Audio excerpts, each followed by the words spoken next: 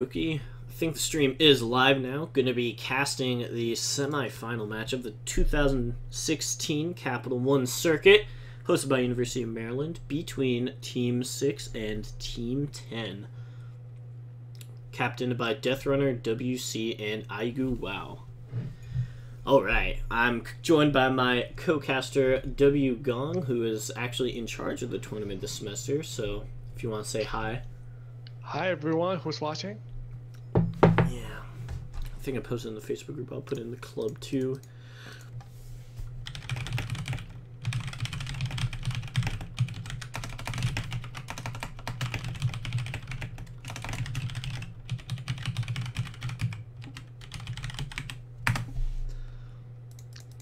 Alright, now that I typed that out of the way, I can focus back on talking. It's really difficult to talk and type at the same time, but Will, W Gong, I know that you have some experience playing with a couple of these players. Do you have any idea what we might be expecting coming into this best of 3 series? I'm expecting just some stuff I'm expecting. For Aguao's team, I think. Oh, wait a second. Okay, I'm expecting like a game plan definitely, because Aguao's team's top laner is a very strong game player, and then I'm still expecting maybe a Lucian or a Rek'Sai ban. And for Chiefs side, I'm expecting a Canyon ban, banning away Chiefs top lane, and then mostly focusing on jungle bans. Alright, yeah, a lot of people have been talking about just how impactful the jungle is this just this preseason, even so much as going to say that it's the most impactful role in the game. I'm not actually sure who the junglers are on each team, but do you happen to know which one seems to be the jungler? I think Deathrunner, he's a damage 2 jungler, so he can utilize the power jungle really well. Yeah, especially being like captain, being in the position to presumably maybe make the shot calls of his team. That could be kind of scary. But I do know that Aiguao and Notorious Spook, who is currently in Spectators, but he'll be jumping up there to that blue team if that's the side they end up going with. I know that those two definitely enjoy playing together a lot. You don't see a lot of top and AD carry lane synergy in the game, but maybe their experience playing together will... Oh, Aguao's a jungler, actually. Oh, he is. Okay, Alright, so this is going to be a pretty exciting matchup then, because both the captains being the junglers, I'm expecting some pretty explosive stuff. I remember in the past he had played AD carry in other tournaments, so I guess he's been swapping around since then. Yeah, I got time to jungle role where he's like getting ganked up for a past. Because why would you want to play Lucian if the enemy team is prioritizing like Rengar Kha'Zix? That's never fun. Hell yeah, man. jungle, like AD carry feels so bad this patch. You need like a Karma Lulu just to stay alive. Just hopefully stay alive, and even then, I mean, if you're up against an assassin with cleanse plus CC immunity, that's going to be super scary going into the game. Shout out to Sabotage27 also. He was the president of StarCraft 2 Club, where I first kind of got involved in esports, kind of going to those club meetings. Good memories back then, but we'll see if he pulls out any kind of Protoss shenanigans. But I'm pretty sure he's a Zerg player, though, so that would be kind of strange. I was just thinking Protoss, because... Oh, Zerg player. Yeah, dude, the Zerg is the best race, let me tell you. It is the best race.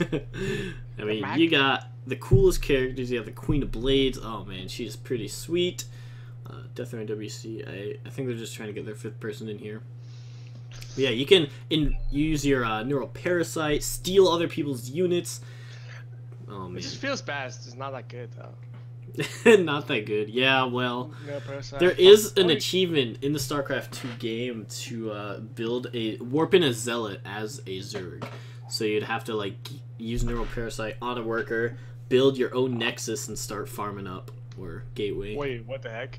Yeah, so if you get a worker, you Oh. can still build the building. So if you command them to build a nexus, then you have a nexus that'll warp in probes for the Zerg player, which is really sweet. But Buble requesting a shout out. I got you, buddy.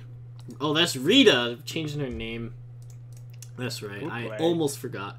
Well, it's Bubble, but there's like a double dot over that E, so I was thinking. I don't know if how you actually pronounce that in whatever language that might be from. I know that French uses double E in words like Noel, which is Christmas, but that's just like I think she just did it to look cool. Oh my gosh, what? You tell me Rita didn't spend hours researching the history of linguistics to get the perfect name? No. Oh my gosh. Oh my gosh. Alright, well, looks like Sabotage saying his Skype died on me. Pro tip, everyone. If you don't want to use a really crappy program Skype that glitches all the time and takes up way more processing power than pretty much any other voice program, you can switch to Discord, which is actually sponsoring the school club. And I guess I could link the UMD Discord. Well, if I link it from here, maybe I can get a copy link from some other channel, even if I'm not in it. Here we go. Discord plugin right there. Shameless. DanMeister97. Alright. Checking out the stream. I'm glad getting that mobile message. Also, props to Dan for actually using the League of Legends mobile app, because my entire friends list is just filled with these freaking mobile users that never actually open the app. And I'm not, like, hating on them too much, because, I mean, that's what I do. I have the app. Oh, yeah, we are good. Good. I have the app too and I never use it, but it's just super annoying that I have to scroll through all this to get to my friends list. But shout out to Dan actually making use of that, and I hope you do enjoy the stream today. The mobile app is not really that useful, to be honest. Yeah, I mean, if I really want to talk to somebody, I can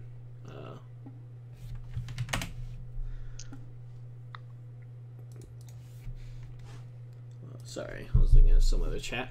But looks like they're about to start. We'll see what they come out with the bands.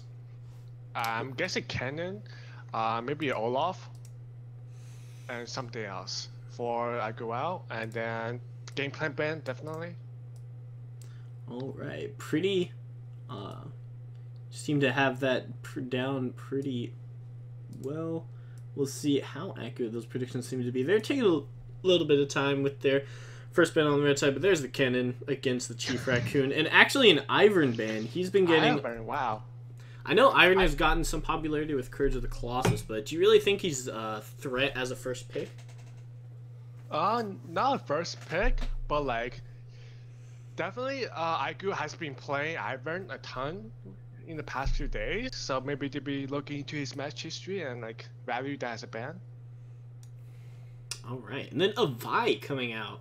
That's really interesting. I don't know if that's a pocket pick, and I do have to mention this pretty much before any game, that since this isn't really at the pro level, obviously in the upper bracket you'll generally have a larger variance of champions people are comfortable with, but target banning champion pools is usually one of the most effective pick ban strategies, because you don't really have people that are playing this 12 hours a day as their career. As we see a Twitch ban come out. Sneaky. Staple is a very aggressive player. I think he did well. He won one of the previous games on Twitch, and they valued that as a ban. Okay, they have the ban gameplay here. This is gonna be really interesting. They could. This is a best of 3. Maybe they want to disrespect. All right, they're not gonna do it. That might have been fun. Like the difference in Notorious Spook's skill from gameplay to his second best champion is a huge margin. So the gameplay plank is really needed. Yeah, it looks like they actually first picked that Hecarim coming in. Gonna be responding with an Orianna and Nami. In the group stage games, they actually versed each other and they did not ban Gangplank, and the Gangplank solo carried like 2 or 3 oh my gosh by landing barrels. Yeah, and I do want to point out that currently it is, I think, Team 6 on the blue side. Yeah, Team 6 on the blue side. And in the group stages, they are 3-1. But their opponents, Chief Raccoon at the top here, this Team 10, they actually were the lowest seed coming into the playoffs. They're 1-3 and only got in because one of the teams had to forfeit just because there were some issues with their captain being able to get all the team members on board. So they came in as the bottom seed, now on their way to the semifinals. And looks like they might have learned from their mistakes with that Gangplank ban. Mm-hmm. Hecarim, really strong jungle right now, very prioritized in the Diamond EO. Orianna, pretty standard. Nami's also standard picks coming from them. Yeah, ever since the First Blood Tower patch, strong bot lanes have been really important. Getting that heal off Nami kind of ensures that you have a lot of leeway to maybe not get completely harassed out of your lane to lose your tower. But a Syndra coming in, she's been pretty strong for quite a while. And the summoners are hidden right now, but we can talk about that once they actually get into game, just in case some of these teams are not being very nice or ethical, just to keep all the spoilers away, as many spoilers away as possible. And then a Jhin coming out from Snapple. That might be a shout out to Anya in the stream chat, an ex-Jhin main, but since she stopped playing Jhin, she's actually stopped playing AD carry altogether. But how do you like this blue team? I'm seeing a lot of pick potential coming out from this really high single target and long range kind of engage options. Yeah, Orianna and Syndra is like the classic matchup back in season 3, and we're here seeing it again. And they have a lot of engagement with Hecarim, Syndra, and pick potential with Jhin. So really liking the team comp right now. And the Chief Raccoon's team is pretty much just runs in with Olaf, speed him up, buff him up, and just run in and kill the Jhin. Just going for that death ball A move to try to plow through the enemy team. Hey man, it works. We'll see if it does. The only pick they did not grab so far on the red side is potentially their top laner. Olaf is usually seen in the jungle, but you could throw that around top side.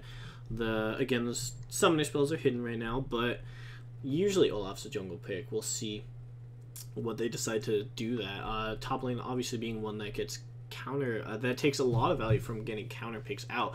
Looks like a Morgana might be the possible support here. And we'll see Morgana if does provide shield to like negate the slow from Olaf. Hopefully Jhin can run away. yeah. Super. At least Jhin has that extra movement speed when you get that fourth shot off, being able to scurry away a little bit more quickly. Lowy. Notorious Book's second best champ, pretty much. He's a very lane dominant champion, kind of weaker in team fights, but really strong in split push. Yeah, and so I want to see what's he gonna do, like be a split push game or just be like try to group and team fight. Yeah, that'll be pretty interesting. Obviously, with the likes of Orianna and Ezreal and Nami, the red team is looking to maybe try to get some of those clumped up team fights. But if they themselves fall prey to maybe getting a little bit crowded into different choke points, they could feel the tentacle wrath from that leap of faith.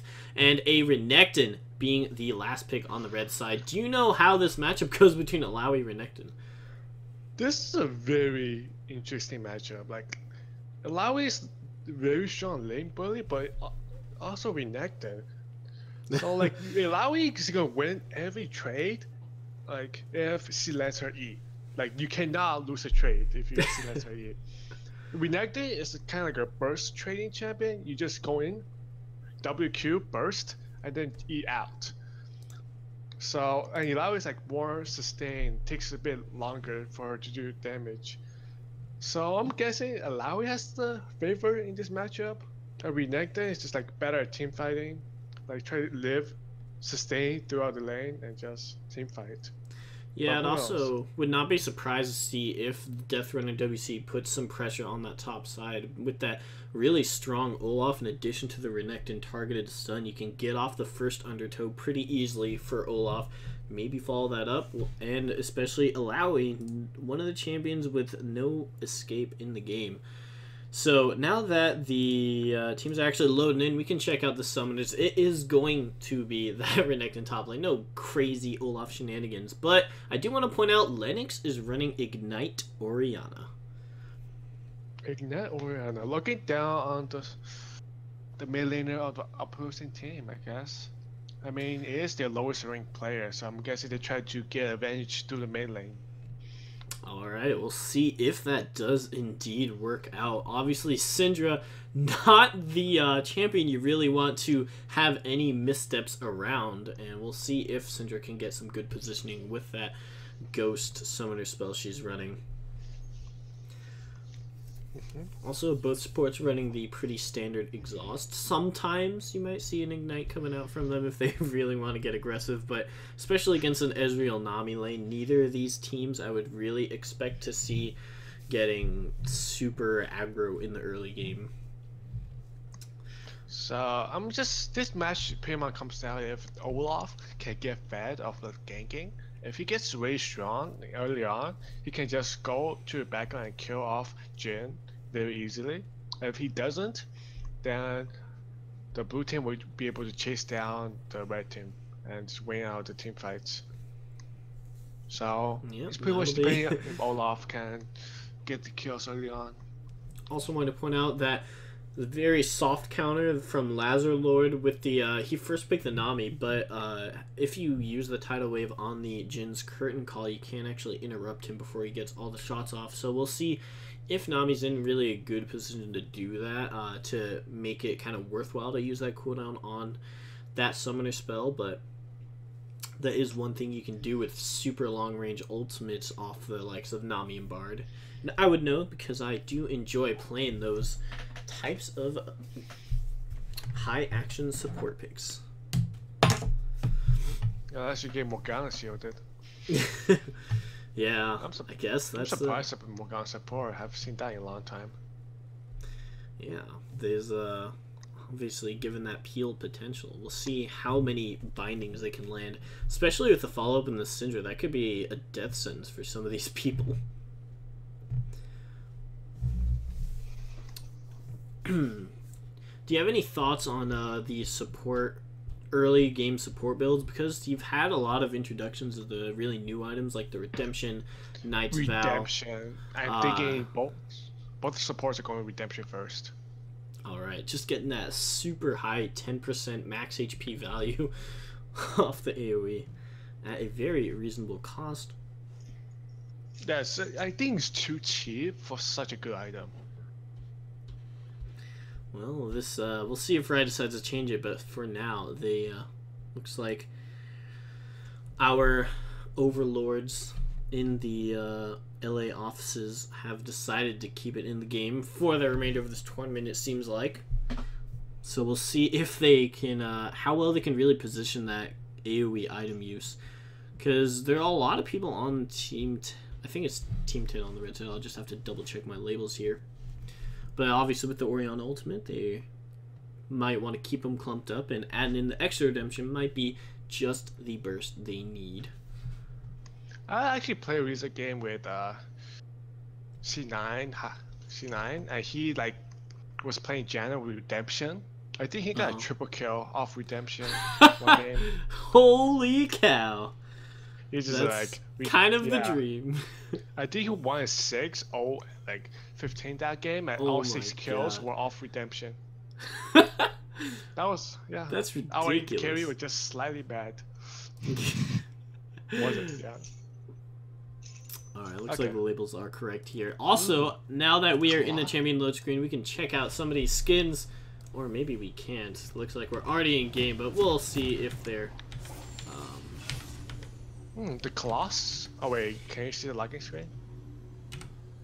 The, well, I just loaded into game. It's 14 seconds. Oh so shit, far. I'm still logging in. Alright, well, nothing's happening yet. I guess we'll jump in. I like the Colossus take on Renekton. Oh, Courage of the Colossus? Courage of the Colossus, Oh, yeah, nice. like he can get it off every time he W's and trade. Interesting take. Usually you want to be more aggressive and take down the lords. but I think he's going for a more defensive approach. Yeah, especially you were mentioning that Alawi, who is not nearly as cooldown reliant for her top lane trades as Renekton. Maybe getting that shield out might help him if something, if Alawi manages to grab him with that Test of Spirit. And a very safe spread right now for the blue team, at least. They do have several people in pretty much all the jungle entrances, and if not people, they have wards like this. Wait, what the heck is this tentacle doing, man? It's spazzing out near the top lane. I don't know if this is what's going on for you, but Minions have spawned. getting a little crazy up there. Yeah, he's trying to spread his tentacles out, having them at advantage positionings. Yeah, I think there's just like a visual bug on my screen where one was like dancing next to the wall, so that was a little confusing. But yeah, just setting those up to make sure he can harass the Renekton if needed. And looks like both these junglers are gonna be starting blue buff. Do you think this favors any team, maybe being able to get a gank off on the opposite side of the map? I think he allows to be pushing, so Olaf kind of wants to go top early. Like whenever our champion wins, or like gets a kill early, they wow. Yeah, Ezreal actually has to burn flash there. Just caught really out of position, not taking the safe entrance. And looks like they're gonna pause the game. Maybe something happened down in the bottom. Looks like Israel has having connection issues. Damn, so maybe that's why he was kind of like out in nowhere. Yeah.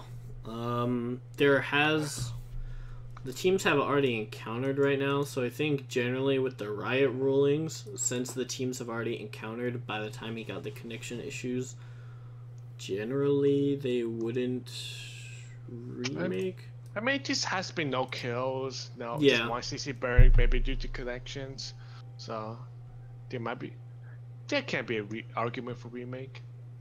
I'll leave it into your hands, I guess. Yeah. I go out just saying BRB bathroom and a production lull.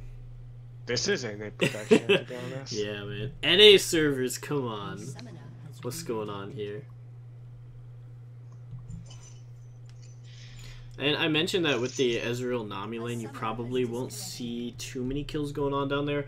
But I do have to point out that a Jhin Morgana lane is super dangerous if you can, because Morgana can lead with the Tormented Soil, followed up by Jin's Deadly Flourish, which will root him in place, leading into another Dark Binding, which could just pretty much be a death sentence for that. But hopefully, if any of them, if either of those two champions get tagged in the bottom lane, they might be able to Arcane Shift or just heal their way out of that. But we'll see. And that's very strong. Pick and kill lane.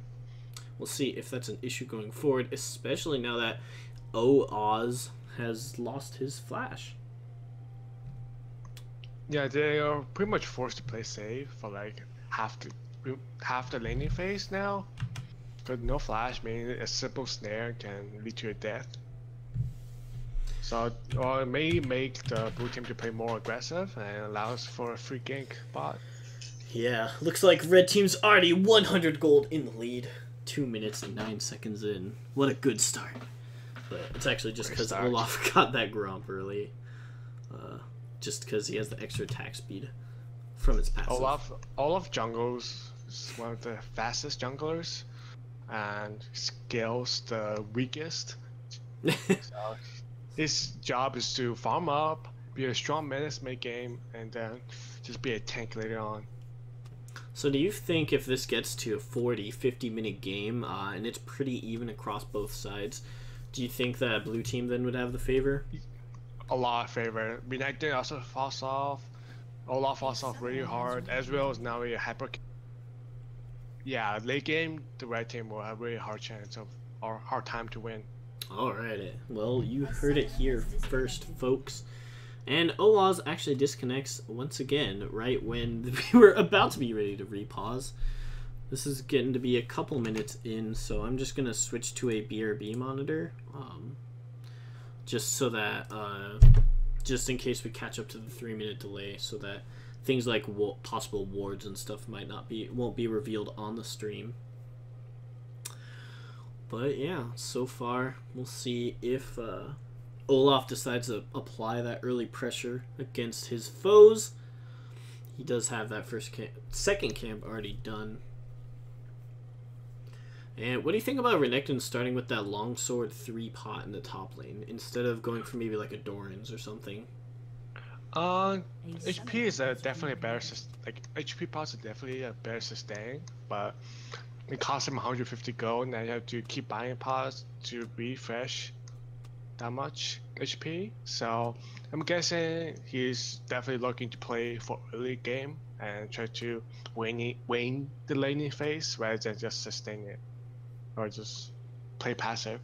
So yeah. Also matches a 3-pot that from Corrupting Potion. So at least before the first back, I do Chief Reacting has the advantage. Alright. And they're just discussing the Flash, thinking maybe could we remake, and then blue team just saying, well, he was kind of walking around that dangerous area whether he had connection issues or not, so looks like they might just resume the game going forward. Hopefully we'll get back into this soon enough. Do you think Syndra or Orianna has a advantage in the mid lane? That's like really standard matchup in like the season 3. I don't think either of them has a big advantage. Syndra is less susceptible to ganks as Ghost, and Orianna has more kill potential because of Ignite. So just depends on how the player plays. Alright. And Sabotage27 messaging me, hey baby, how's it going? Except I don't think I can actually chat while I'm in spectator mode, just so that I don't do things like spectate on my friends in solo queue and tell them, hey, they have a pink ward up there, you should go kill it, or like other secret strats. So it looks like Ezreal is at 200 ping. He's maybe trying to resolve it a little bit. Hopefully he'll get back in this soon enough. I was trying to cast a game on Thursday night, and then somebody couldn't make it, so we actually had to cancel it, which was quite unfortunate. Hopefully this is not a similar issue, because sitting around for a few hours, I mean, it could be fun. I love chatting, having a great time, but what I love more is watching some quality League of Legends play.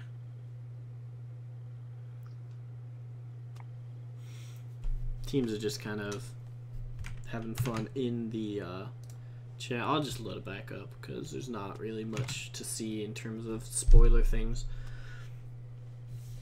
after looking at the mini map.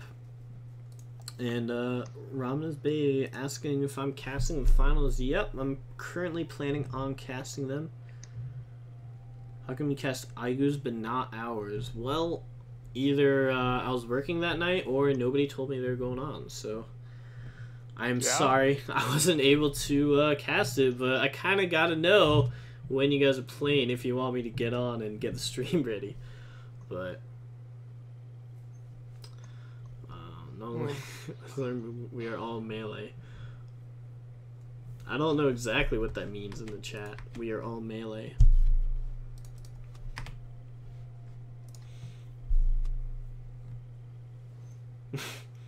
AMU, what?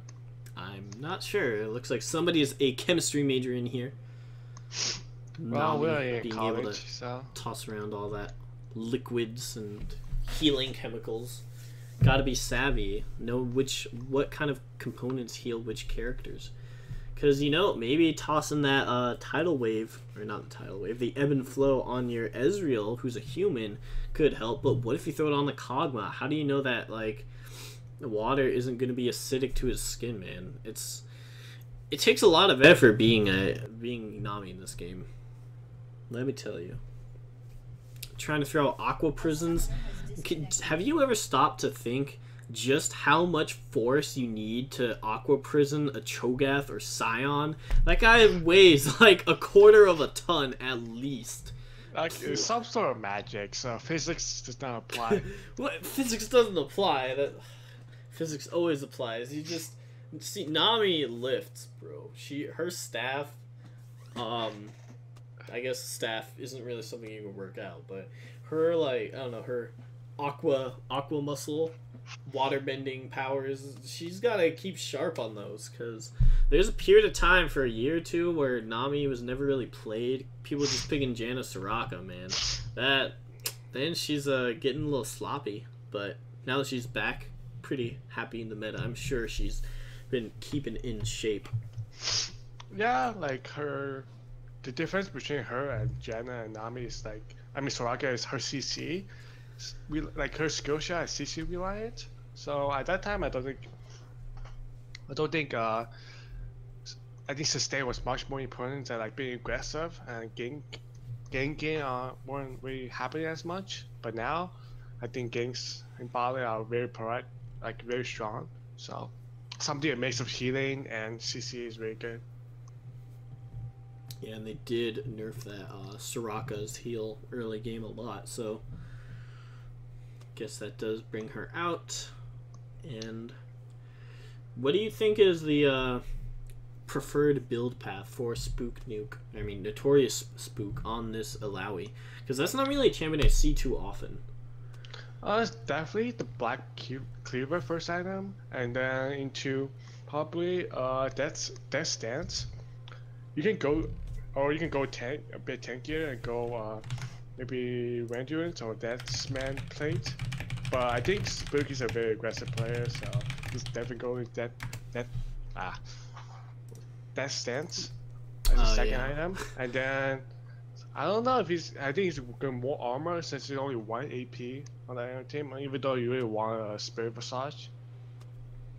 Yeah, I can just imagine if she's getting like 4 or 5 tentacles smashing in team fights, getting that Death Stance is gonna be pretty nice for her. And Oriana getting a little bit lewd in this chat saying, yo, come over to my apartment, I'll plug you in. Guaranteed 37 MS, boy. I got you. 37? Guarantee 200 megabyte download speed. Yeah. Alright. Finally, Red Team 10 is ready. Looks like we might be starting this game back up after all the delays. Looks like Team 6 not quite ready yet. We still got some time to talk about some stuff.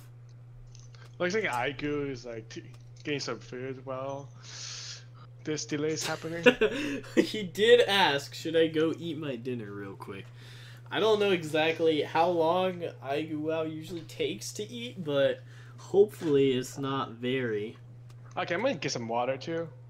Right back. Alright, sounds good. Waiting on one of our guys who went to the bathroom. I hope that's what BR stands for. It would be really sad if he went to Brazil, because that might take a little bit while to get back over here. Maybe he could just play from Brazil. Lock in that Mordekaiser instantly. Oh man. Now Ezreal's calling out Overwatch references, Overwatch memes. Oh my gosh. Ramen is basing Aiguao is fat. How are you gonna call him out like that, dude? I'm sure Aiguao's doing everything he can to be as healthy as possible, and I think Aiguao is a beautiful human being in my heart. So, sorry, Will, you just came in. That might have sounded a little cap of pride for you, but just a little. Don't worry. I love Aigu. I have no shame in saying that out loud. He was the first pentakill I've ever cast. It was pretty hyped. Oh, looks like we do have a game on pause. Finally, getting back into this. Finally. And we are back.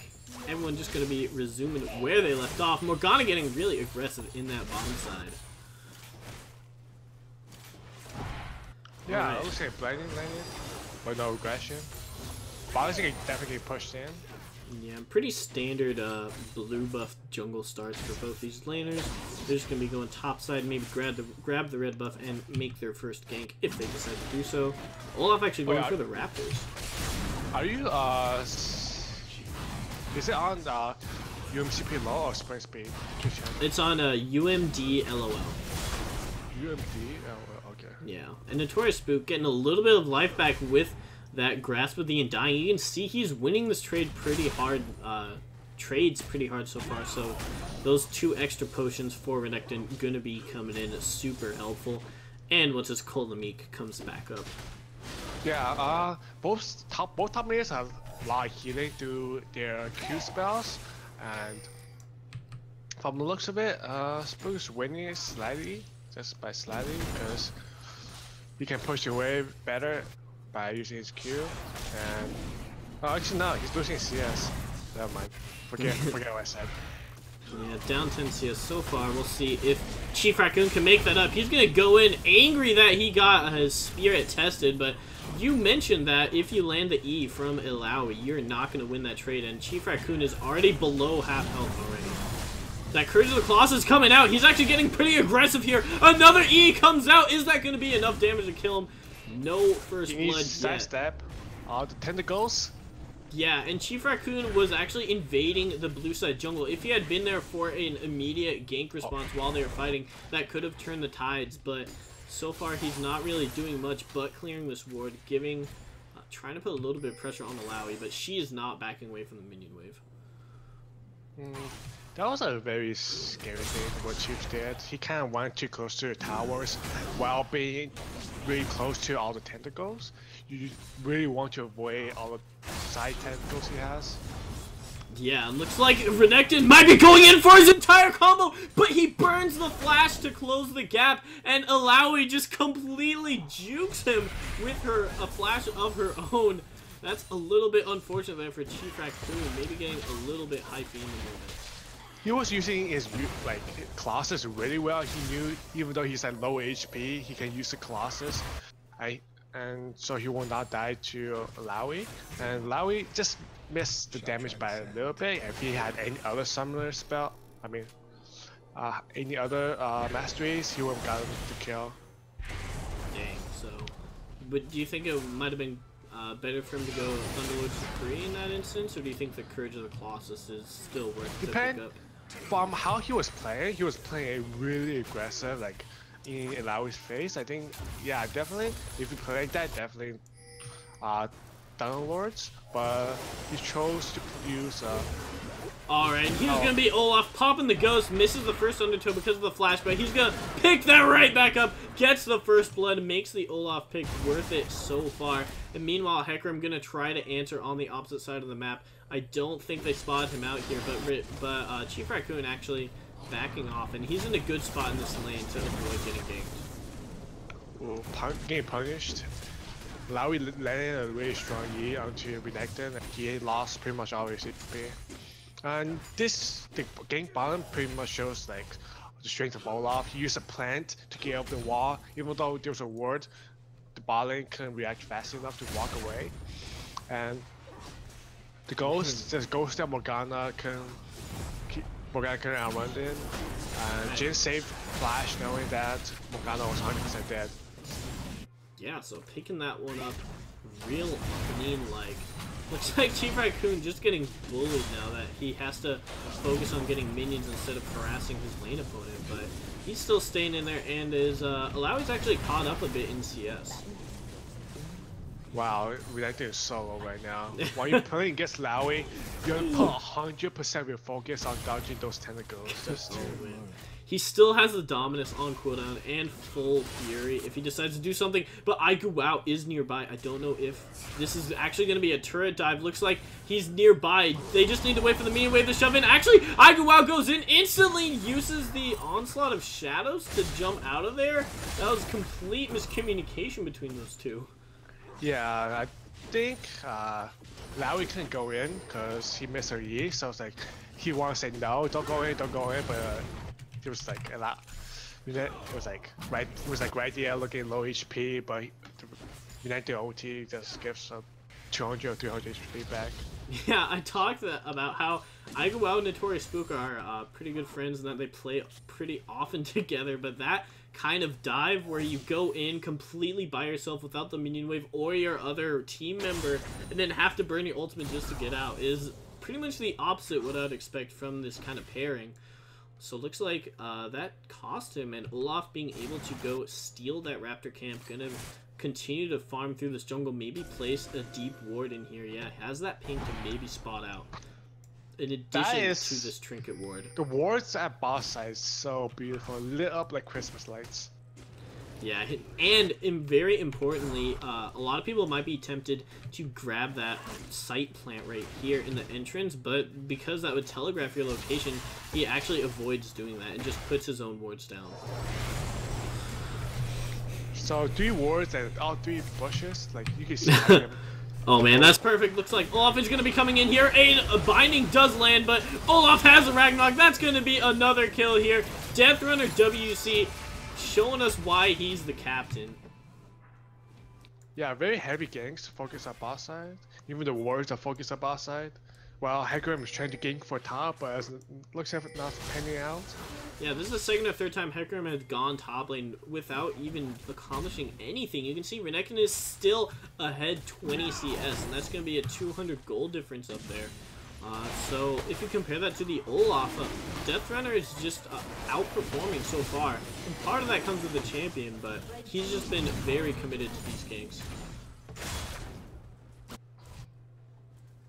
There's also going to be the okay, see Chief Raccoon right there taking minion damage, just so he can freeze the wave right outside the tower, so that he can be harassed less amount, and be allow it be more in danger to ganks, susceptible to ganks than Renekton is. Yeah, so Chief Raccoon actually has to pop the Dominus just to get the extra health bonus to survive.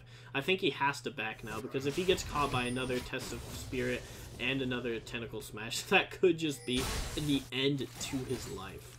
Illaoi popped her ultimate just so that Renekton couldn't freeze away right outside the turret. So both of them had to pop ult, just so in exchange. I don't know how to explain it, but like that's how top laners work. You don't want the other side to freeze the wave right there. It's a very dangerous spot. Yeah, especially because obviously when you're looking at gank paths, IgoWow has had a lot of trouble because Illaoi has always been consistently shoving the wave into the enemy turret. You're talking about why the freeze is good. I think it's kind of exemplified in the fact that IgoWow hasn't gotten a single gank off so far, just because Renekton's so close to his tower. It's really hard to find those creative gank paths. Indeed. I also do like the response from Team 6 right here. They did put that control ward to the entrance of their bot side jungle, seeing that Olaf has been down there a couple times. So they have 2 wards in the entrance now. Maybe could use with a couple more wards around the map, but at least they're responding to where Olaf has been pressuring. Looks like Sabotage 27 is going to be going in, but he has no vision of the top side. Gets completely blown up by the Olaf again. That's going to be 2-0-1 Olaf starting this game. She shouldn't flash when the Orianna ult landed. It was like a certain death already. Yeah, the Olaf is ganking like pretty much mostly bot lane and mid lane. Looks like exchange going top lane, maybe a death. Holy cow, both the tentacles laughing. There's actually the leap of faith, and the Chief Raccoon gets really low because Courage of the Colossus runs out. And all he has to do now is not get hit by the next tentacle that spawns while he still has the debuff on him. He should be good to go. And Illaoi gonna be pretty happy with that. And Olaf, actually both junglers coming up here seeing if they can do anything, but they're gonna go away empty-handed just in case. Yeah, this pretty much shows a two very even top laners. And oh my gosh, you mentioned the importance of the lane position, or the position of where the minions are in the lane. You can see both Chief Raccoon and Notorious Spook they're casting their back, and they both canceled it just to get the superior minion position advantage. And you can see that Illaoi's probably going to try to freeze the wave right outside his tower once again. Oh no, he's clearing it. But freezing right outside our tower is like, very strong, and like pretty much forces the opponent to go aggressive on you just so you can push it in. Alright, and Notorious Spook just going to try to keep that from bouncing off his turret. And that the control ward that Olaf put down 5 or 6 minutes ago in that bottom side, right behind that red buff, is still alive. So Very good value there. Very good value, but has not seen Hecarim once yet. Speaking of Hecarim, he gets a great ultimate off, going to be able to fear Lazar Lord, and then get the devastating charge to knock him backwards. He's going to actually get a lot of damage on Oaz now, but Olaf responding quickly enough to save his AD carry. At least that's going to be the first answer from Aigu. Wow, looks like Orianna was starting to roam down, but decided against it, so she's going to be going back to that mid lane. And Death Runner WC this time was a little too late to the fight. That was very well done by the Aguao. He waited for the Morgana stun to wear off before pushing back onto the Nami, just so they can have the most amount of CC as possible.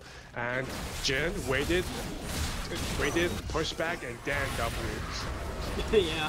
Here comes Death Runner WC. He does not want his bot lane getting behind so far. He already has 1 kill. Is this going to be another one? Jin flashes, but the cooldown of Undertow is almost nothing. And meanwhile, Chief Raccoon in the top lane dies somehow.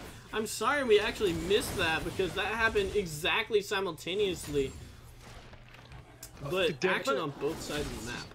Well, what about it is the support AD carry underestimated Olaf's ultimates, and just like they weren't respecting it and just tried to harass while they were on the tower. Pretty big mistake. And Olaf just run them down with his tankiness.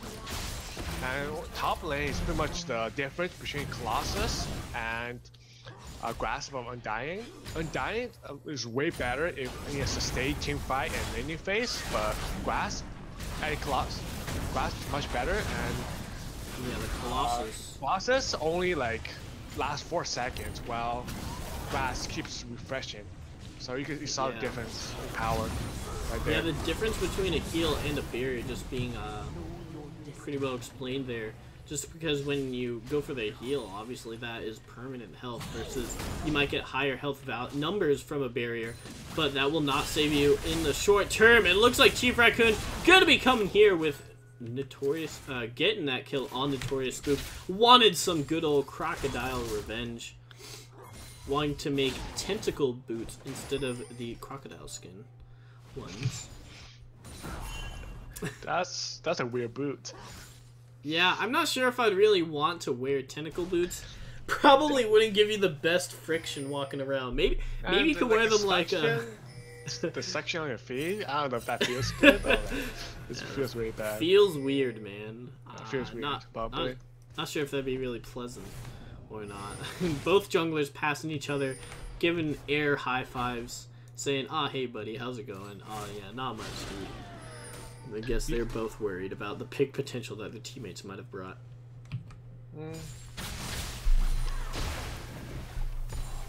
And actually, the Bali's tower's down, so they rotate mid to see if they can create some pressure. They clear out all the wards in the boss side river, and they try to maybe look for a pick, possibly, with Morgana. Yeah, could you just go over why it's the better decision to kind of sit up here instead of staying down that bottom side?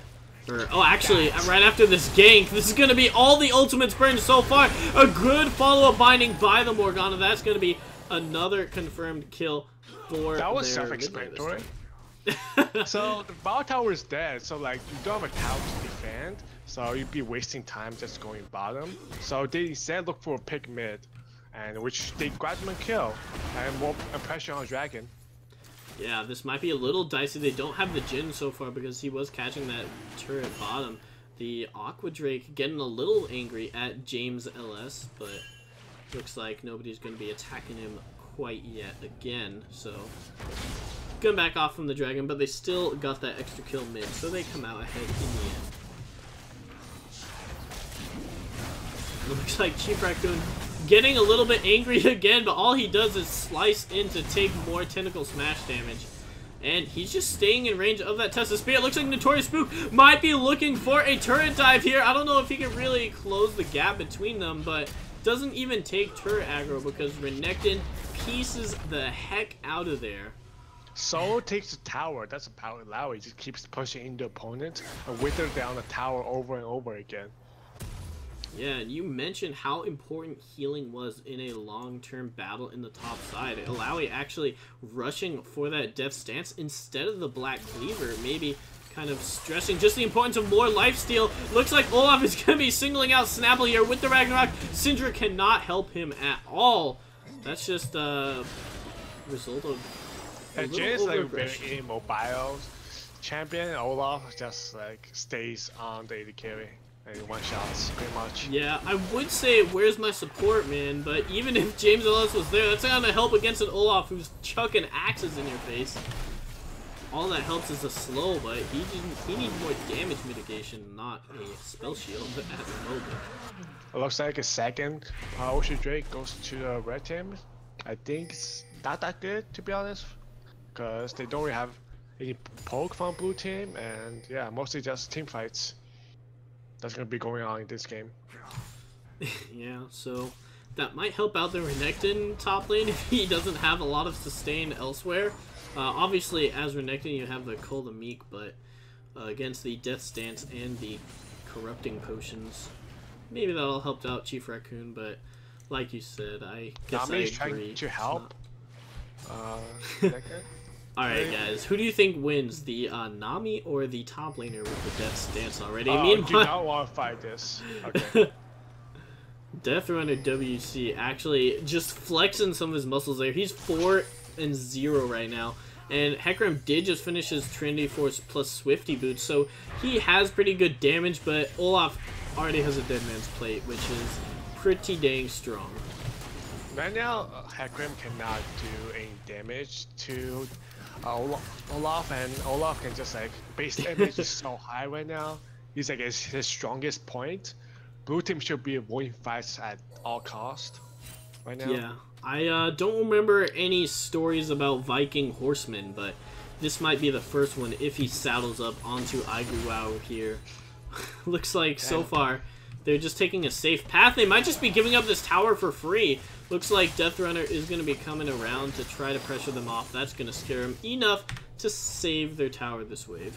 They group it up just so that Laui can have the pressure top lane. It's like Renekton cannot do anything if all four his like teammates are shown on the map. So Laui can just like go ham and just do whatever to Renekton, and he cannot fight back. Yeah, just saying, get out of here, you little lizard. I mean, looks like we might be seeing an ARAM shape up here. Both these teams just keep coming back mid and wave king against each other. Not really anything going down. Maybe we'll see a little bit more proactive action when the next dragon comes up. But do you think there's anything else these teams could be looking at instead of just shoving mid lane? Or do you think this is the safest play? Both they want to shove mid lane is mostly due to because like the difference in powers in top laners. They want the top laners to join the fight. I mean, the right team wants Lao to join the fight and take away the pressure from top, while blue team wants the top laner to keep the pressure in the side lanes. Alright, so looks like Notorious Spook is actually going to be going down, and the bottom side is taking several turret shots here, and he might lose his trade against Notorious Spook, but here comes Deathrunner WC coming in to pick up the kill with that reckless swing, and actually Orianna might have been able to solo him there because he did land that great shockwave under the tower. Mostly because he missed it. Lao missed everything, and did not have a good ultimate out. That also makes Orianna sense. did.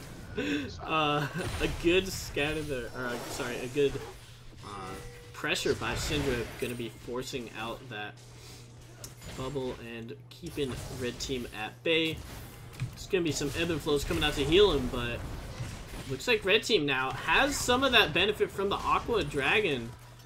Maybe giving them enough health to shove in this tower and pressure it. Ooh, man, that dancing grenade. Yeah. Good wave clear by the Syndra. Now Laui cannot die solo. Alright, even with the gank, he should not die. They need Especially like, with that ninja tab. They need to pull 3 members to kill the Laui, and then he's like at his spot. Chief Raccoon actually going in to kill some minions just takes a little over half his health in harass damage, but I'm not sure if he even cares about that. He might just be going top lane to continue shoving that out. if he pleases. Looks like one sun's gonna be going on to Lennox. This is the pick potential we were worried about, and actually all the abilities were on cooldown, including the Jhin auto attack, so that might be one kill for them. And it looks like Aiguao is gonna push back definitely on WC, though I'm not sure if that's really the target you want to shove back into your team. And looks like everyone's gonna be splitting up in terms of their focus here. Aiguao getting out there alive, and the rest of Team 6 gonna be picking up another kill. Snapple juking all of the CC from the Nami. Meanwhile, in the bottom side, Illaoi even gets a free turret, so winning on all areas of the map. They just won 4v5 fights and got 2 kills. That right there, Morgana CC looked like it lasted forever. Almost didn't have enough damage to kill Orianna. And flashing in to get a kill. Olaf could not run to a backline because the turret is right there. If the turret wasn't there, like I think Red Team would won the fight, but because the turret is right there, he was scared, hesitant to like run past it, so which allowed the blue team to fight back and win the fight. Yeah, also Chief Raccoon kept going in there even though Olaf was starting to back out, so that gave Team 6 a really easy opportunity to choose their targets. Snapple gets hit with a hidden shockwave. Really great use of the Fog of War there, being able to punish Snapple. Yeah, he had wards near him, so like he walked too close to the edge and really great Orianna and punish. I think that's another free Drake for Red Team. Yeah, they do pop that Vision Plant. Gonna ward up for any possible picks from the Syndra. They don't want any of that again. Actually, Ezreal completely whiffs. That's gonna be True Shot Barrage down for another 77 seconds. So, not sure if they want to start a fight, but looks like they're harassing mid lane. They're training mid lane harass for maybe trying to sneak this Drake in. Orianna is still in the mid lane though, so this could be a little bit complicated if a team fight breaks out. They may have to give up Infernal Drake, which is really powerful in team fights and for both teams. Alright, looks like Lennox might have gotten caught there, but actually does not get picked off. Here comes Chief Raccoon, Curse of the Colossus, mitigates a lot of that damage. Meanwhile, the Tidal Wave comes out to peel a little bit, but Jhin still gets off his 4th Curtain Call. That's going to be 1 kill down on the Chief Raccoon. Now they're chasing the Olaf. That's going to be another kill for the blue team. 1 for 2 in the end. Looks like the front line from blue team is dead. So if they get more CC, that could be another kill. Lennox gets caught up, but the exhaust comes out on the Snapple, so I don't know if they can finish it off here. Aiguao gets killed because the rest of his team was a little bit wary about stepping forward, and he just gets bursted at the very last second. You can see during that team fight, as Illaoi ulted, Red Team just fall back and try to not run through a choke. What, really like, chaotic. it was a chaotic fight. It should be team 1 for the blue team, but they got greedy and overextended. Sadly. Yeah, always the curse. They wanted to push their advantage, tried to all run into the mid lane, but did not respect the damage coming out from Ezreal with the blue buff. A good shift. Being able to dodge out there, get a mid lane turret of their own. That's going to be the first outer mid turret of the game. So that does put Red Team back in the lead. They had dipped under a little bit right there, right after Blue Team had that one good fight. But they're back on top. Team 10 feeling confident so far. And if you look at the wards right now, Team 6 on the blue side has a lot of this Vision Round Dragon. But you can really see that Olaf is already starting to fall off in terms of team fighting. In the last one, he pretty much tried to go for the backline, but the AD carry is already strong enough to survive the dive. So, Red Team is kind of on a timer. The Infernal Drake helped, but late game, Blue Team will be much stronger. You did mention that earlier, and we might be seeing it come to fruition here. Illaoi has finished her Black Cleaver, so she's still going to be happy to go toe-to-toe with Connected in that top lane. And Olaf seeing if maybe he can get some pressure on this tower, but Aiguao picking it up easy peasy, lemon squeezy. Interesting build coming from Orianna, going rather Rageous instead of the CDR burst build. I think he wants to be a bit more tanky rather than doing more damage. Yeah, what is the so for a burst build, what would you generally I go? think it's the Syndra, like Syndra's build is like more standard, having like rallies to slow and like be a bigger factor in a team fight. Right now, Rod of Ages just provides the HP, and he does not also give the CDR to provide the extra damage to fights. Yeah, Notorious Spook actually taking a lot of damage here. James LS gonna be caught out by the Shockwave, but no kills are going out. That means that the Orianna ultimate is down. Blue team might be able to capitalize here. Here comes Chief Raccoon trying to join the fight. He burns his stun on Aiguao, trying to peel for his backline so the Ezreal Orianna can clean up the rest of the fight, but no one actually dies in that pretty chaotic turn of events. Notorious Spook just wanting to get a little bit more health back and harassed down with his Test of Spirit and the Death Stance. Looks like he's going to be happily coming back up near full HP. And both these teams are feeling pretty precarious here. Chief Raccoon gets one stun. Might have actually interrupted the leap of faith. There's some tentacles going out, but here comes Aiguao. Gonna have to back up from the enemy team. Snapple is right now in the front line. Death Runner WC getting a little bit too spooked by the Notorious One himself. So he's gonna be going back to his team so far, and a lot of action going, a lot of CC being traded.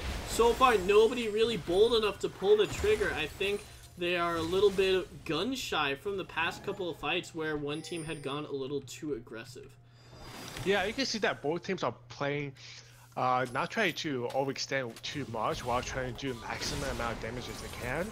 Orianna back there was looking for ultimate onto your back end and just ignore the front and try to walk past them to look for an ultimate, but only got Morgana instead. So both teams are trying. This is a very high level team fighting. Well, but no one's getting killed and no objective is getting taken. Yeah, just a lot of damage being traded, but everyone knows their own limits, so none of them really want to go all the way in, I guess. Looks like Red Team is going to use maybe some of their pressure advantage to get some vision, but a control ward is going to clear that one out at least.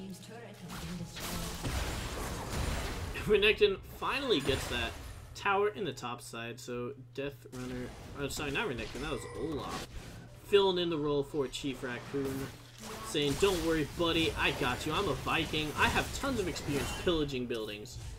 Gonna get some of that gold for his friends. Next Drake is another Inferno, and blue team should really fight for this. 2 Inferno Drakes is too powerful to have the red team to have. Yeah, you mentioned Ezreal's not really a hyper carry. Well, what happens if Ezreal gets that 16% damage increase? Suddenly, that might take him over the top a little bit in his harass with his Mystic Shot. So, not also, to mention the Shockwave. Jhin with the Inferno Drake just scales so much because all of his items gives AD. Yeah, and actually the trap comes out, but they are not quite a captive audience because they managed to dodge the binding. Illaoi putting a lot of pressure in this top side, so it's really up to Red Team to decide what to do. Are they going to go in or are they going to give up the tower for free?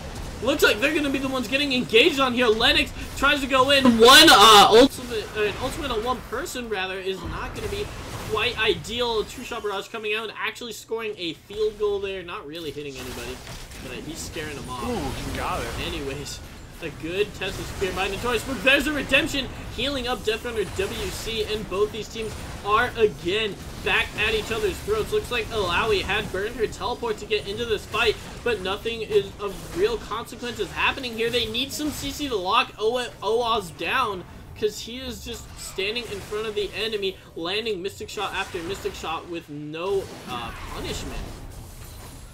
Meanwhile, Olaf may be looking at the backside, and Aiguao gonna be fighting him a little bit. The rest of his team is already nearby to follow up if need be. Looks like that's not gonna happen. Sabotage, pushing him away. Yeah, both of them are down ultimates. Like, it's very hard for both sides to commit to team fights right now. Yeah, Death Runner and WC actually need to get popped a little bit low from that Dark Binding, and meanwhile Lennox is getting overextended a little bit here. He's gonna get caught out by the Onslaught of Shadows and all the other abilities coming out from the red team. Notorious Spook gets Ezreal with that Test of Spirit, and here comes the curtain call. The entire red team is getting low, so Chief Raccoon gonna have to be a wall for his friends. That does come out, but Red Team gonna have to give up this tower. Team 10 might be losing the advantage after this because this could lead into a free Infernal Drake. Yeah, you can see the Illaoi's power. See Flash ulted just to get enough tentacles to kill the backline. Orianna overextended. The way to fight Illaoi is to kite back and not push forward. Orianna and Ezreal kind of got a position, allow Illaoi to get onto them. Yeah, especially when you have a blue, well, an Ezreal, actually it doesn't have the Ashburn Gauntlet, so not really a blue build Ezreal, but if you were to build that, that would give him some peel power. Obviously, he would lose damage, so I'm not sure if that's really ideal, but he and Orianna are definitely people that can kite regardless. I want to note what Olaf did right there. Even though they lost the team fights, they know he knows the blue team was going for Drake, so he didn't just like go back to his jungle or just like go back to base and do nothing. He went and invaded the blue buff instead, which like even though it's slight, but it's still an advantage for the red team. Yeah, that might be more important if you look at how much sieging has been going on in these mid lanes. Not having that infinite mana regen could be a pretty big factor. Looks like the Redemption's actually going to come out. Lennox has to burn the Zhonya's Hourglass Tidal Wave coming out, and now the front line is here for a red team, but a huge ultimate from the Illaoi and his friend, the Hecarim, are going to be getting them an instant double kill. Chief Raccoon falling low himself here. IGWOW doesn't quite get out the last rampage and gets picked up with an Ezreal auto attack. They back off so much. It was just incredibly difficult. I don't know how Illaoi got there, but that was really great. And then Hecarim kind of overextended, tried to chase for a Renekton kill, which wasn't really needed. You can see that like Orianna's build makes her really tanky. Like, it takes a lot just to kill her, but she's kept on like going in the front and overextending. Like, there's a lot of CC coming from blue team, and Orianna is not respecting that. Yeah, that insane wombo combo, getting them the inner tower, they might be able to get some vision around this Baron area before they go back. So this is another gold swing here. This game is super close, and this is just the first one in an entire best of 3. This matchup living up to the hype of the semifinal. Both teams should be looking for Baron as the next objective. Illaoi has TP up soon, so you'll be seeing him splitting bots, while the rest of the team will be on top side. Alright, looks like Illaoi gonna be happy to pick up all those minions, and she has the Guardian Angel so far. So that's gonna be even more difficult to bring down in those fights. Looks like Sabotage 27 asking for a pause real quick. Looks like they're having lag issues now. We saw Ezreal getting DC'd earlier on in the game, right when it began. A summoner has disconnected. Orianna saying, can't pause for lag. We have to murder you. Just kind of joking around because earlier in the game, Red Team did pause themselves for lag, letting Oaz reconnect. And we actually saw that him burning Flash didn't really impact the lane much. It was pretty passive until Olaf started raining thunder down there. Quite literally. Actually, it did impact the lane because it allowed the blue team to ball and to play aggressive and overextend in the laning and got them a kill. Good point. So there you go. Never take that dangerous path if you don't need to, ladies and gentlemen. Oh yeah. From looks of it, the blue team as a start is like going for Illaoi bot side, and the rest of the team are gonna focus on Baron. Right now, Renekton cannot handle Illaoi in terms of 1v1 split push, so eventually, blue team will have the advantage. Just need to see how long Renekton can last against Illaoi. Yeah, it's already 35 minutes in the game so far, but we haven't really seen those two top laners clash in a 1v1 in quite some time, so that might be on purpose. Chief Raccoon probably realizes that Illaoi with the Black Cleaver GA and all of her tentacles are not what a Crocodile Man wants to see, so he's just been pushing up the lanes and backing off. Alawi has gotten at least the bottom turret from the split push so far, so maybe she can make something else happen.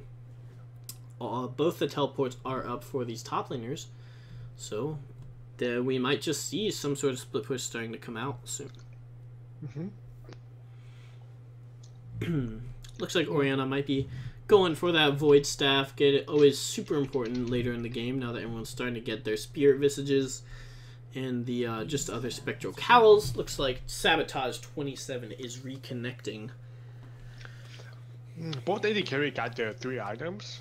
You should be paying attention to them in team fights and see how much each of them can deal out in terms of damage. Yeah, who do you think deals more damage at this point in the game with their Jhin, definitely Jhin. Triple crit item, definitely Jhin. Cool, baby. Gonna be able to get that curtain call. We saw how impactful that was in the last fight, just being able to burst everyone. But alright, looks like there is a lot of ward coverage for the red team in their own jungle. Meanwhile, blue side has ward coverage in the bottom side, although a little more spread out. So, just slightly different areas of the map, which these two teams hold control over. Red side just going to be going back to clearing around this mid lane. Loving that area of the map. Low should be keep pushing ball while the rest of his teammates just like... Yeah, Notorious Spook actually found some friends right here, and Olaz actually jumps into the Tentacle Smash, almost goes down there, but he has to burn his heal, and this might be a kill on the Notorious Spook because his Guardian Angel gets popped, but the rest of his team is nowhere to be found. They're slowly walking over, but they're not doing anything on the map. In response, looks like Notorious Spook just trying to kill that Spirit of the Nami. Baron is right there! Why? Why? No, you go to Baron. Sad. I don't know. I think it was a miscall in terms of communication. They were like hesitant on deciding to go Baron or to help his teammates out. So they should definitely went to Baron right there. It was an open path. It took like about 20 seconds just to kill Illaoi. No wasted opportunity there, and furthermore, her GA is on cooldown. So this might give the red side just enough pressure to take this control for themselves. They do have to deal with that top lane eventually. Looks like Onestone going to be coming out onto Lennox, but it's still 4v5, so they don't want to start this right now. Aiguao is sitting in position, but he is very easily spotted out by 2 wards in that same bush. They have the Rip her. They have the Scuttle buff right now, so they can't really do better. He's going to go onto Lennox, just harass a little bit with that shield. He's not going to take any damage whatsoever. They're just going to be clearing out the waves again and possibly look for another opportunity to gank. It's like Aiguao going to be going back to that bottom side. Even though he died last time, he still has his teleport. So ideally, you could make the same play happen. Just hopefully your team can respond a little bit better. But I do have to commend Team 10 for their very quick collapse onto making sure Illaoi did get targeted down. And you said that left the Baron open, so we'll see if they keep an eye on that path next time if another pick like that happens. That definitely should happen. And Olaf trying to steal a blue buff once again. Tries and succeeds. He did. I don't think Syndra has gotten blue buff once this game. So Olaf is doing a really good job just solo invading and taking away from the mid laner. Yeah, feels bad, man. You can see Sabotage 27 already at half mana. All he has is that Morelos, so if he's not getting kills or assists, he's just not a happy camper. Meanwhile, Aiguao gonna be clearing out a bunch of these wards. Saw that Olaf had backed up, so feels like he's pretty safe. So right here. And a lot of vision coming down around this dragon area, Drake area, although this one is about to run out, so hopefully Aiguao can replace it. Well, actually he cannot because he's a jungler, so he's running the trinket scanner. But, gonna be sitting in this bush just in case. Sees that control ward coming out. And now both these teams just posturing around the Elder. Oh yeah, like you said it right now, Aiguao goes up there, actually has to run back to get a last whisper, so gonna be able to really tear into even these front lines in the next fight. And one of Illaoi's biggest weakness is that she doesn't have a lot of mobility, obviously. So even though her ultimate does give her a little jump, getting that extra Last Whisper means she can still be relevant against the front line. Yeah, it's really hard to get you back. Oh. Yeah, looks like the tidal wave coming out. Sabotage has to burn his flash there, and a good binding means that this engage is over. Yeah, it was a really good chance of engaging. They should really stop Baron right now, blue team. You just use 2 ultimates with no kills, and they're walking away. Come on, you gotta try it, man. I know. Blue team really should be looking at starting a fight. I don't think Dragon. Baron is definitely better than Dragon, even the 5th Dragon. It might be those tournament nerves or something, but blue team is just so scared of pulling that Baron trigger. Maybe they're a little bit afraid of becoming the next UMD Dignitas. Don't want to throw at the Baron, but you gotta win the game somehow. Looks like they're just waiting for a mistake to be made. That mistake might have been Aiguao, but he does back off where he takes too much damage. And now it looks like they're completely changing sides around the map here. Aiguao gonna be going onto the Spirit of Orianna, and that makes her back up, and definitely WC pops his ultimate just to get out of there. Meanwhile, he's trying to throw more and more undertows. True Shot Barrage comes out, and Snapple is getting pretty low. He's also in front of his entire team. The rest of the blue side doesn't know where to come in from. Here comes Aiguao, though. They keep Ezreal alive, or Jhin alive, just long enough for that Onslaught of Shadows to really, or not the Onslaught of Shadows, but Devastating Charge to really have an impact. Now, Aiguao in Club Meow is looking for the Renekton. Backs up, Sabotage pops his Ghost, but that's going to be 1 kill on the jungler. Do they feel confident enough this time to force a Baron? They have Notorious Spooks GA, they have the Syndra stun, they have Deadly Flourish on the Jhin to get a pick if they want. Looks like they're trying to catch them. Check this bush. Lennox actually uses the Zhonya's Hourglass right before he gets popped, and the shockwave started going up, but the animation was barely canceled. This fight has been going on for almost a full minute now. Chief Raccoon has to back out. That is going to be the team fight going over to 6. Finally, like you were saying, it would go this late in the game. Wow, that team fight lasted a long time. You can see like the moment one the like Olaf pops out or one Loud pops out, both sides was kiting back as fast as they could. More fighting going on. Yeah, and the first Spook just trying to 1v3 here, and you can try all you want, buddy, but it's gonna be a very difficult fight to take. Seeing if you can get some kills onto Oaz. Did do a lot of damage, but good peel from the Nami, keeping him alive there. He was just, I don't know what he was doing. He was just outplaced. And then like his teammates out back, then he was the only doing. Yeah, so he so should have tried to run. Actually, Lazar Lord gonna start the Baron here. Looks like it is gonna be Team 10 that wants to do this now. There is a Scuttle Crab, obviously, so Team 10 does have the, or Team 6, sorry, has vision of this Baron. They might be backing off, taking some free damage against their enemy team. Looks like Chief Raccoon's chasing somebody to stun. Lazar Lord gets hit by the Syndra ultimate, and meanwhile, Aiguao picks up the Ezreal, so this could be going in the favor of Team 6 now. This fight is just getting bonkers. Everyone is lasting so long, and it keeps turning back and forth. Snapple gets stunned up, completely burst out by Chief Raccoon. He's going to be going on to the rest of his adversaries now. Aiguao is the last person alive in the area. He's going to be going down from the slice and dice. Chief Raccoon gets that extra armor shred off, and that is going to be the death for our resident pony in this game. Notorious Spook coming in saying, hey guys, do you need a tentacle hand? But none of these teammates really want any of that movement, so they're going to be going bot side, maybe toward the Elder Dragon. You can see that both sides will try to be like slightly greedy, try to get more than what they could. The right team try to go for Baron, but they don't really have a champion specializing killing Baron fast. And Ezreal took too much damage from the current call, and he went down immediately. So at first, blue team seems to be winning because right team were down one player, and then the dual losers from Olaf Renekton just ran the Jhin over, and so the Syndra over. So it's like they couldn't do anything after.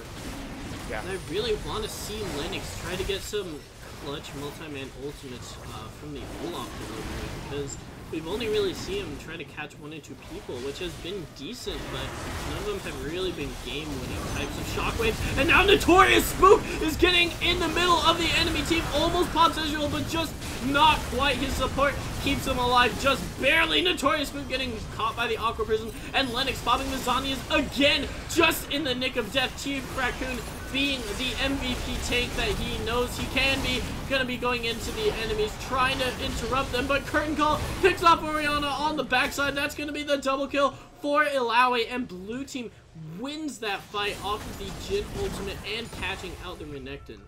You can just see the power of Illaoi in like group situation right there. He just goes in 1v5, nearly kills 2 members, and still stays alive. While his rest of his team just staying back, trying to like, okay, the game looks like it's possibly end here. No, okay, Baron buff it is. But you can see Illaoi just going there 1v5, almost getting 2 kills, and the rest of the team just cleaned up afterwards. Yeah, looks like we're gonna pick up this turret on the way. Maybe they'll start the Baron, but they're actually in an awkward position to get over there. All positioning for the blast cone. Woo! There we go, baby. Oh, goodbye.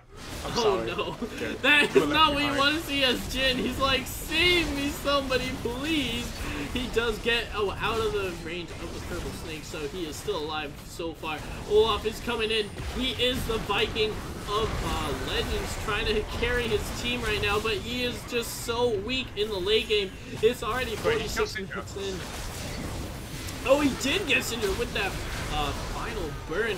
So that is going to be a 1 for 3 now. And Chief Raccoon does come in at the end. Olaf's getting another kill. So now it's going to be 3 for 1. And the Baron buff is still up. This could be the Baron buff for Team 10. This game might just be swinging the other way again. They're only down 3,000 gold, but within 80,000 gold total. That's almost completely negligible here. The only people without full builds, well, I guess several people don't quite have full builds, but they're on their last item, and that's going to be 1 Baron buff. There's 2,000 gold on this Olaf. We'll see if he wants to change any of his items up, maybe get a free ZZ Rot or something, but...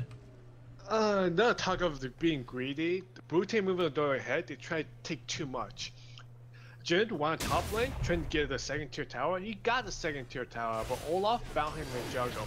Instead of being with the team and taking plans to take Baron, that was possibly the freest Baron, because it is.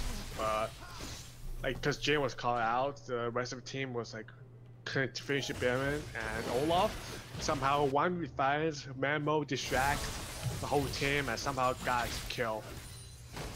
Yeah, it looks So, like yeah. his CC Rots are starting to come out here from the Nami. So the teams are like trying. Blue team is trying to take too much with their advantage. If they just like go for Baron and they could just close out the game. Alright, again going back to being kind of on the same page in terms of the shot calls. We saw one of the ganks a little bit miscued earlier on. Then you were talking about how they didn't really have a clear, decisive call when their Illaoi was getting caught out versus the Baron or not. And again, just getting punished for that indecision. Yeah, they need to have a clear picture of which objective value the most and try to go for that. Instead of like they've been winning team fights. The only way if they lose is like that happens again. Like they win a team fight but they overextend their advantages.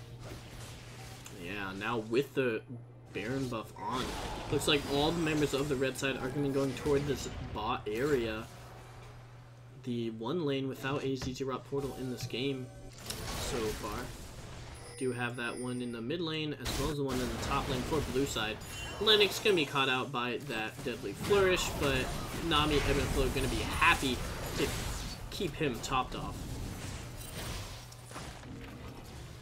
Everyone kind of dancing around this bottom lane tower. Lennox sitting on the top side. He gets some harass out on Olaf. There is the double Aqua Dragon though, so Yeah, one E from like Illaoi, just half HP for champion. oh my gosh, Look as at you that say Nami. that, Lazar Lord gets completely creamed right there. Just from that harass. Looks like Syndra actually does go back here, so red team might have a tiny window, but they have no knowledge of this, so they're just going to back off, say, maybe we can use our Baron buff elsewhere, but it's running out. I don't even know if they can get to another tower of the enemy. Mostly because Billy, the inhibitor's down and the wave is pushing in, and they have to go back and defend the tower. Yeah, definitely makes sense. That ZZ Rot has gone. He's saying, peace out, I am gonna rot some other world. Also top lane pushing in, so the blue side gonna take advantage of this fact and pressure the only other lane that the red team cannot answer right now, which is the bottom side. Notorious Spook tanking so much damage from this tower, just showing how strong he is in the late game. Gonna get one more test of spirit. That was very important that Olaf actually sat there and took the hit, because Ezreal got bound up. You see like 1E from Lowy, just like almost like 80% of HP. Yeah, Olaf gone. That tentacle smash is definitely hurting, and especially since he has the mortal reminder, making sure that Nami cannot do her job to its fullest effect. They do get an extra tower here, and as we near fuller build, more full builds, that the gold advantages are going to start becoming less and less, but so far they're still somewhat relevant. Yeah, pretty much every champion is like have max build now, and blue team definitely has advantage in terms of team comp wise. So just their execution and shot calling to end the game. Yeah, a lot of people say they really like this part of the game because it's really being able to kind of go head to head with everyone's maximum potential, and just there are no discrepancies. It's pretty much pure team fighting skill at this point. Obviously, when you have a champion like Renekton or Olaf, there's not so much you can actually do in a 50-minute game. But you were saying that Team 6 does, this whole time you've been saying how much more damage and more easy it is for Team 6 to win these fights.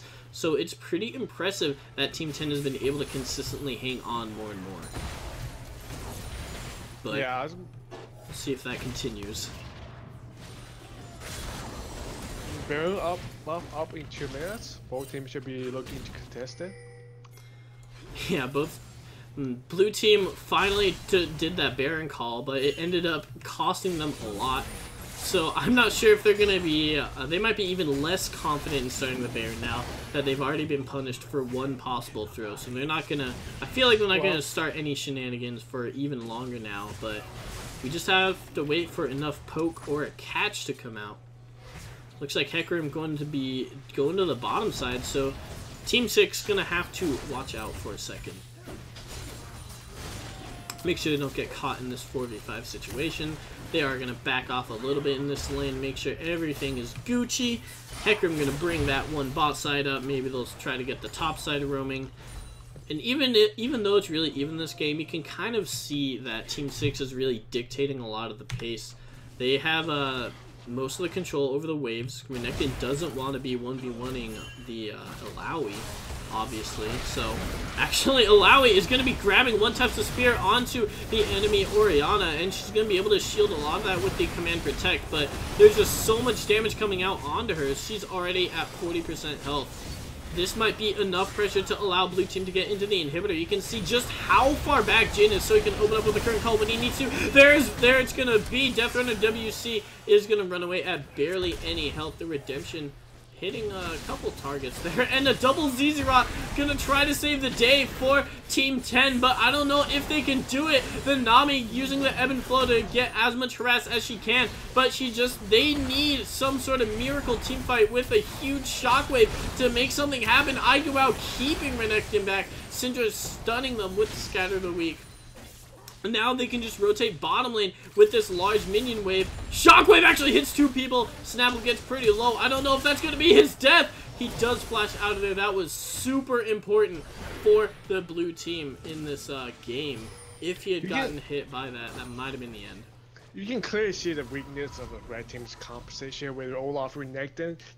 They lack the damage to fight the front lines, and they lack the ability to get to back lines to fight Jin.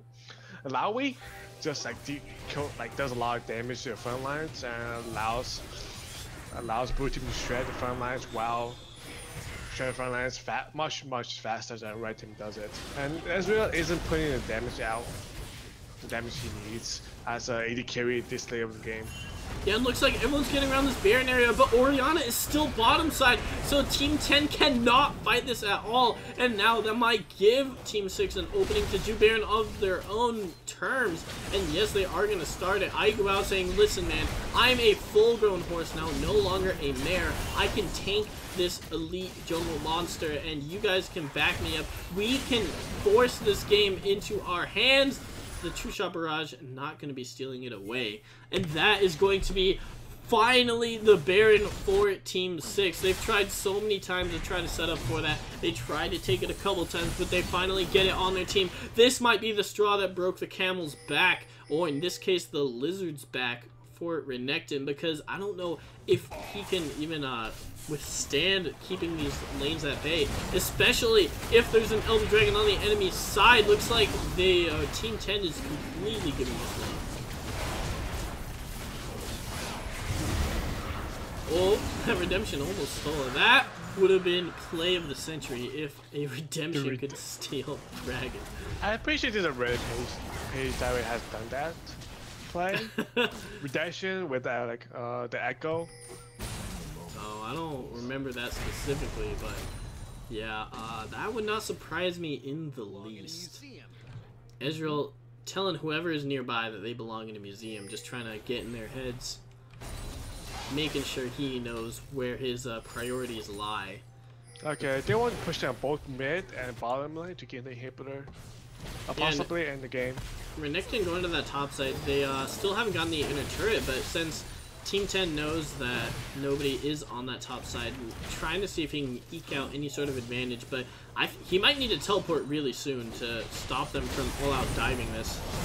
Looks like Notorious Boot isn't going to be going in onto Oaz, and meanwhile, IGWOW pressuring Olaf on the backside. The Nexus Tower is actually getting hit up by the super minions. That's going to be Illaoi and friends trying to run away. Lennox gets feared back by the Hecarim and pops that death animation because she is going down. That's going to be another inhibitor for Team 6. This might be the game here, ladies and gentlemen, of the first game of the series, going toward Notorious Spook and IGWOW. Deathrunner WC trying to think of something he could do, but he is just a fat Olaf with nowhere to throw his Viking axes against an Elder Dragon team. If he walks in there, he is dead for sure, but if he leaves the Nexus open, that's going to be the game loss for sure. And then trying to figure out what to do. Double Redemption coming in. Notorious Spook flexing his muscles. This is going to definitely be the first game of the series. If Chief Raccoon cannot get the kill onto Jhin, that's going to be almost an ace. Another stun comes out onto Oaz. Is he going to go down here? It doesn't matter.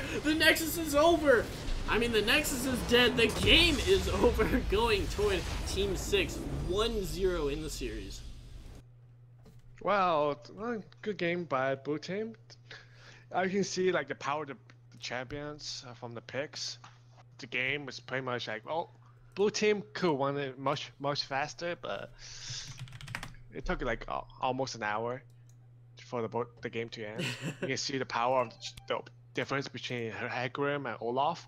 Olaf was like really powerful early on, and then Hecarim just outscaled towards the end. Yeah, if you haven't looked at the stats yet, take a guess who did the most damage in this game. Illaoi. By far. At least compared to her team. Ezreal almost matched it just with the poke burn, but not quite enough. She did over 70,000. That is ridiculous. I'm figuring most of the damage probably coming from like trades, like her E. Her E just like, even though your teammates is helping you do damage, but it can't for yourself. So her E is like very powerful in like against tanks and in like skirmish situations. Yeah, if you had to give the MVP to that series, who would you, or not to the series yet, but for the game, who would you say goes to? I wanted to give to Illaoi, but he made like a lot of mistakes. Yeah, I'm still giving to Illaoi, but even though he made a lot of mistakes in terms of like solo pushes and solo getting called out, but in team fights he carried the team fights by himself. Yeah, it felt to me before the 10-minute mark Team 10 really were in their stride. They had the Olaf going 4-0. That's really what you want to do. Renekton was getting pressure on the top side, whereas Hecarim wasn't really able to get ganks off, and Renekton was ahead in CS. Then just once you get that turning point, after about 15 minutes, it was even for the next like 30. And then we just started seeing the cascade down from the Alawi strength. Yeah. Lao strength is like, you need to pick if the opponent picks a Alawi, you cannot pick Olaf or Renekton. I need like champions to be able to kite back and do to run away fast. The moment he put down the ultimate, he just need to walk away. And then Lao is pretty much like mostly useless without the ultimate. Or like becomes a lot weaker. So Lao is a very annoying to play against, but if you play it right, she can be very powerful. Yeah, there we go. If hopefully if Team 6 can get a little more crisp shot calling like we were talking about, they might be able to kind of take those advantages a little bit sooner, but we'll see if even the teams go for the same types of compositions in the next one. Wait a second, Aigu, wow, that's not the side you're supposed to be on. Oh, time to swap.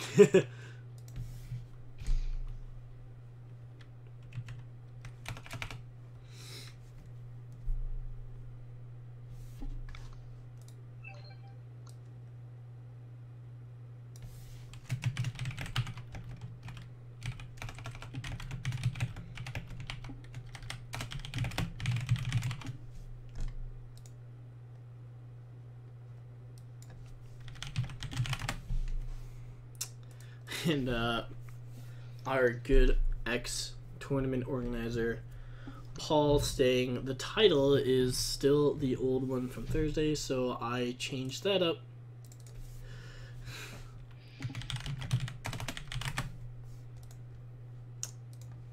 Got that underway.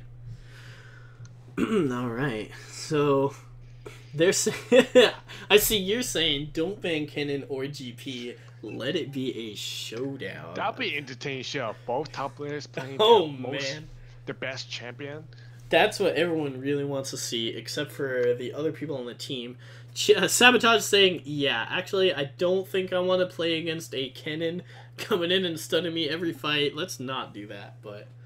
Especially like if you actually play as a champion often and you know how to flank and engage your fights without using flash or like other spells. Looks like we were just waiting on one person. There's Lazar Lord there, just making sure the sides were all correct. I think we're ready to go into game 2. Do you have any predictions? Or I guess maybe we should save it for the champion select. The boot definitely seems ready to change up their composition. You can see that like it doesn't really work well against like Aigu's team if they can't close it out early on. Notorious Book, he's like, for people who don't know him, his best top 3 champions are like Gangplank, Alawi, and Ribbon. So he's like very strong. Like these 3 champions he's like very strong yeah, on. A lot of that carry style. Find a way to counter that. Yeah, carry style top. So find a way to counter that and then take away from that. You can see the most advantage was coming from the top lane. The Death Runner's team had the jungle 1, bot lane was ahead, main lane was even, mostly. So it was really the top lane matchup that swing the game. Yeah, do you think it'd be worth it for Deathrunner WC to be ganking that top lane a lot more consistently? Because we saw several really successful ganks bottom on that Olaf, and you started off to a 4-0, 5-0 lead, but do you think it would be more worthwhile to focus a lot more on denying Notorious Spook from being able to get into his own? Depending the champion he plays, like Lowy, it doesn't really him or not. He's still gonna reach that point pretty fast. So if he plays something else, then yeah, maybe like look for ganks so he cannot do the same thing he did and carry. Alright, so I guess we're just waiting for everyone to be completely ready. They've been waiting for a few minutes since there was that stream delay, so hopefully they're about to get into the game. Chief Raccoon rocking that silver rank icon. I think that's the silver icon. Don't think it's the diamond one. But Is it diamond one? That's like from a few seasons ago. yeah, you're rocking the diamond one, so I'm pretty sure it's the this same is from style. this season, but I remember that's from a few seasons ago. I don't really know where it is, so I can't really find it. I think that's Alright, maybe well, the silver one from a different season. Guess it's a mystery so far. Maybe somebody in chat could help us out. If are you ready? If you know what. Actually, wait. Look at Olaz's icon. What the heck? Oh, that looks like Star Guardian. Okay, that's Okay, pretty I'll cool. be right back. Oh, okay. Bathroom break for me. Should we wait or? All right. I guess we will not wait. I'll just kind of go through some of the pick ban. We talked about the trying to ban out Notorious Spook, Alawi being his second best champion right after the GP. So we'll see if they decide to focus that a little bit more in the next game. Looks like Aigu just making sure everyone is ready in this so far. Alright, and we're going into this one. Last time we saw the Ivern ban, and that's actually going to come out again here. So it looks like that's going to still be taken away from the red side. Maybe they just don't want Aigu to play that. He was he didn't do very much in the early game on the Hecarim, so that might be why, if he got banned out from some of his comfort picks. Kennen coming out. I'm show this on stream during loading. I'm not going to show a YouTube video during pick and ban. Partially just because in the stream setup I don't have a window set for Google Chrome. But anyways, Kennen ban gonna be reciprocated on the red side. So far the same bans we saw originally. They did save that game plan for the last one, but that's going to be coming out second. They know what they don't. Ban. Yeah, the question is, are they going to go for that double top lane ban? Another buy. I'm just wondering if they're gonna ban Lowy this time. Yeah. For blue team. I don't remember what their third ban was last game for Team 10. But we'll see if it ends up being. I think it was the 80 carry. Yeah, interesting that we talked about how powerful. Oh, this is Lowy ban. There it is, boys. Don't Wow, want to have to. I'm really like hyped to see our champions Spook is play this time. Yeah. I'm guessing it's gonna be the River pick, but who knows?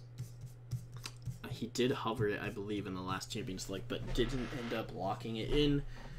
Zac coming out, so some jungle focus from the red side. They maybe want to get Aigu back on the Hecarim, and he does first pick that again. That was the first pick for Aigu WoW, but I don't.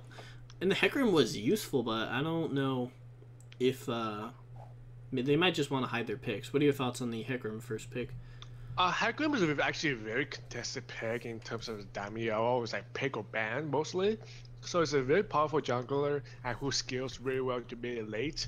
Kind of like weaker early on. But yeah, still Hecarim is a really powerful jungler. It could be a comfort pick for Deathrunner and I just picked it away for. Alright, It's that Aigu. would definitely make sense. Looks like Rek'Sai being hovered. A 2016 World Champion favorite over there. Right behind the Nidalee, but Orianna also going to be hovered again. Maybe taking that away from the opposition. Because Lennox was doing pretty decently with the Orianna, so they are going to go that. That's a very safe first rotation from the red side. Yeah, Rek'Sai, Orianna, Rek'Sai can be a delivery system for Orianna. I hope to see get some pretty good ultimates. Better than the ones that came out from Lennox. Yeah, and I don't know if I've seen Sabotage play Orianna yet, so I'm not sure if he's played it earlier in this tournament, but if he can land some of those clutch shockwaves, especially with that Rek'Sai delivery system, that might just indeed work out. So blue team gonna have to pick and reveal something right here because they could pick their mid lane, but maybe they'll just grab the Nami again if they feel comfortable with that pick.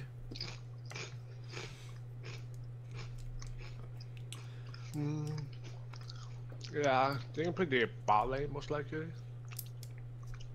It looks like that's what they're going to be going toward. The Morgana Ezreal. So taking the Morgana away, actually, those Dark Bindings were pretty crucial in getting a lot of harass down on the enemy team last time for their support.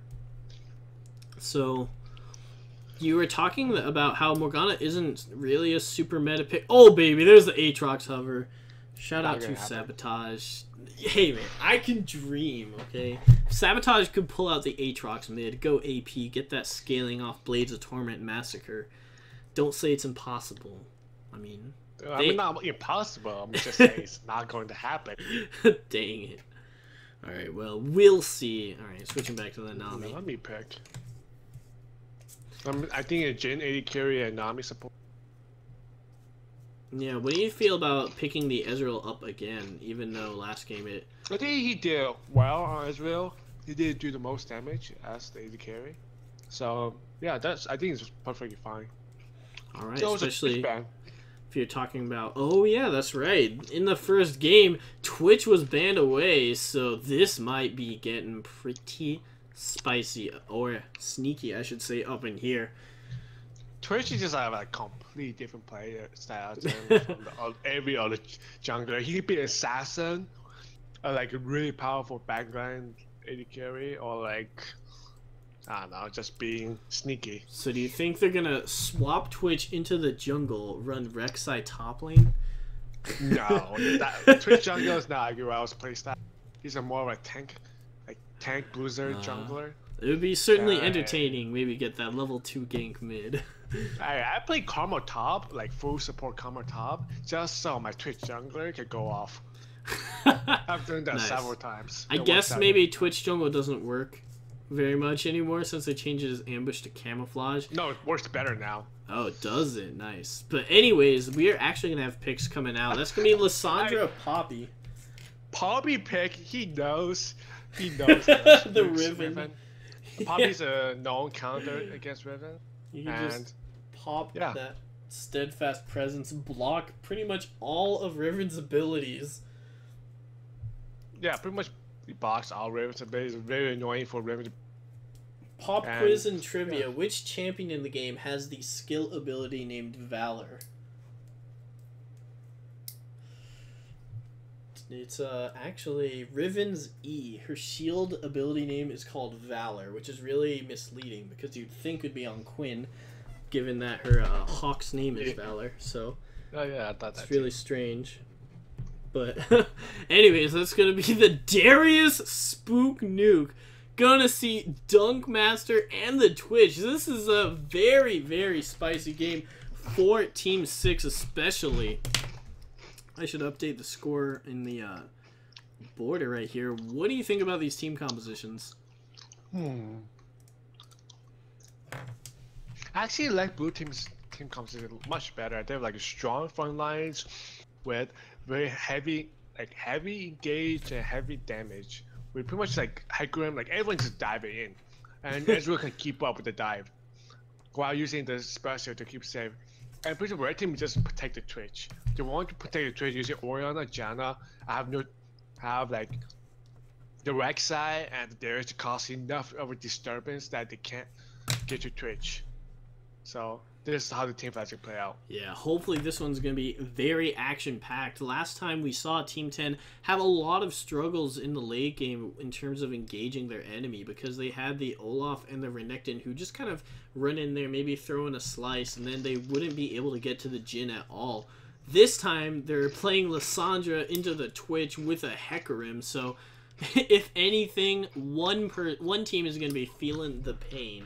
We'll see if it's going to be Snapple on that Twitch or if it's going to be Death Row WC getting punished. Red team still has a better late game, but this time blue team has like, instead of like a early game power spike, they have a mid game power spike. If blue team can like end the game at like maybe mid game ish.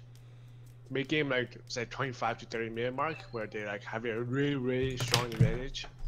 I think they can win outright. So they'd be looking for team fights during like the 20-minute, 15 to 20-minute mark to hope to gain that advantage so that the red team cannot keep up. And you talked about the Poppy pick directly countering Notorious Spook. That's almost like a fourth ban there, just in how much it kind of denies her ability to do anything in the lane. So going to that Darius pick, do you think that Darius is going to be able to make something happen here? There is still Lane Bully, which is like Notorious Spook's playstyle, Lane Bullies, and yeah, I think he can do a lot in terms of laning. I'm just wondering how much Hecarim's a gank on Darius. There's like similarity, but like much easier to gank, and because it's harder for him to 2v1 than it is for Lowy. Yeah, we saw last game, Deathrunner WC got a lot of successful ganks off against Snapple and James LS, and this time they're not even playing a Morgana Jhin lane, which are longer range and have the bindings to get out of there. All they have to really escape a Hecarim on his warpath is the Howling Gale from Janna. Maybe a Zephyr to slow him a little bit, but that, I think Snapple James LS is going to have to be really careful in this. Also, what are your thoughts on the, sorry, go ahead. Oh yeah, so pretty much like, I think it's more, Balin can play a bit more aggressive. Like Pure's a lot better than Morgana does, because the opponent had Olaf just goes and just like pops out. The Morgana cannot do anything to prevent that. But this time Hecarim, it's much easier to CC and slow him down. Yeah, alright, we are getting into this. This is actually an Orianna with Cleanse, I believe, against Lissandra with Ignite. So yeah, that's the correct mastery. Bit different from the last time, but they seem to know their champions. So pretty much like the blue team won't look for fights. They probably will have like really strong control of dragon buffs and like Baron buffs like at the 15 to 25 minute mark. After 25 minute mark, they have to be like have a strong lead for the red team not to catch up and be able to be winning every team fight. Alright, now who gets the skin award? I'm really liking blue side. Look at that Battle Regalia Poppy. She means business. Blade Queen and Nottingham are pretty awesome too. Man, these people have way too good computers. We have no time to appreciate the sweet money they've invested in this. I have level 7 Poppy, but no skins for her. They do have the Surfing Rek'Sai and Winter Wonder Orianna, and one of my favorites, Samsung White Twitch. He can roll around imp style in the grass, along with Victorious Janna, I believe that one is. That is? To Summoner's Rift. I believe so. Somebody correct me if I'm wrong. Never had that Janna skin before. Well, I think it was like season 1 or season 2. I'm not sure. That's why I don't have it. I definitely don't have it, so I could be completely wrong here, but this is going to be Game 2 of the Capital One Circuit semifinals between Team 10 and Team 6.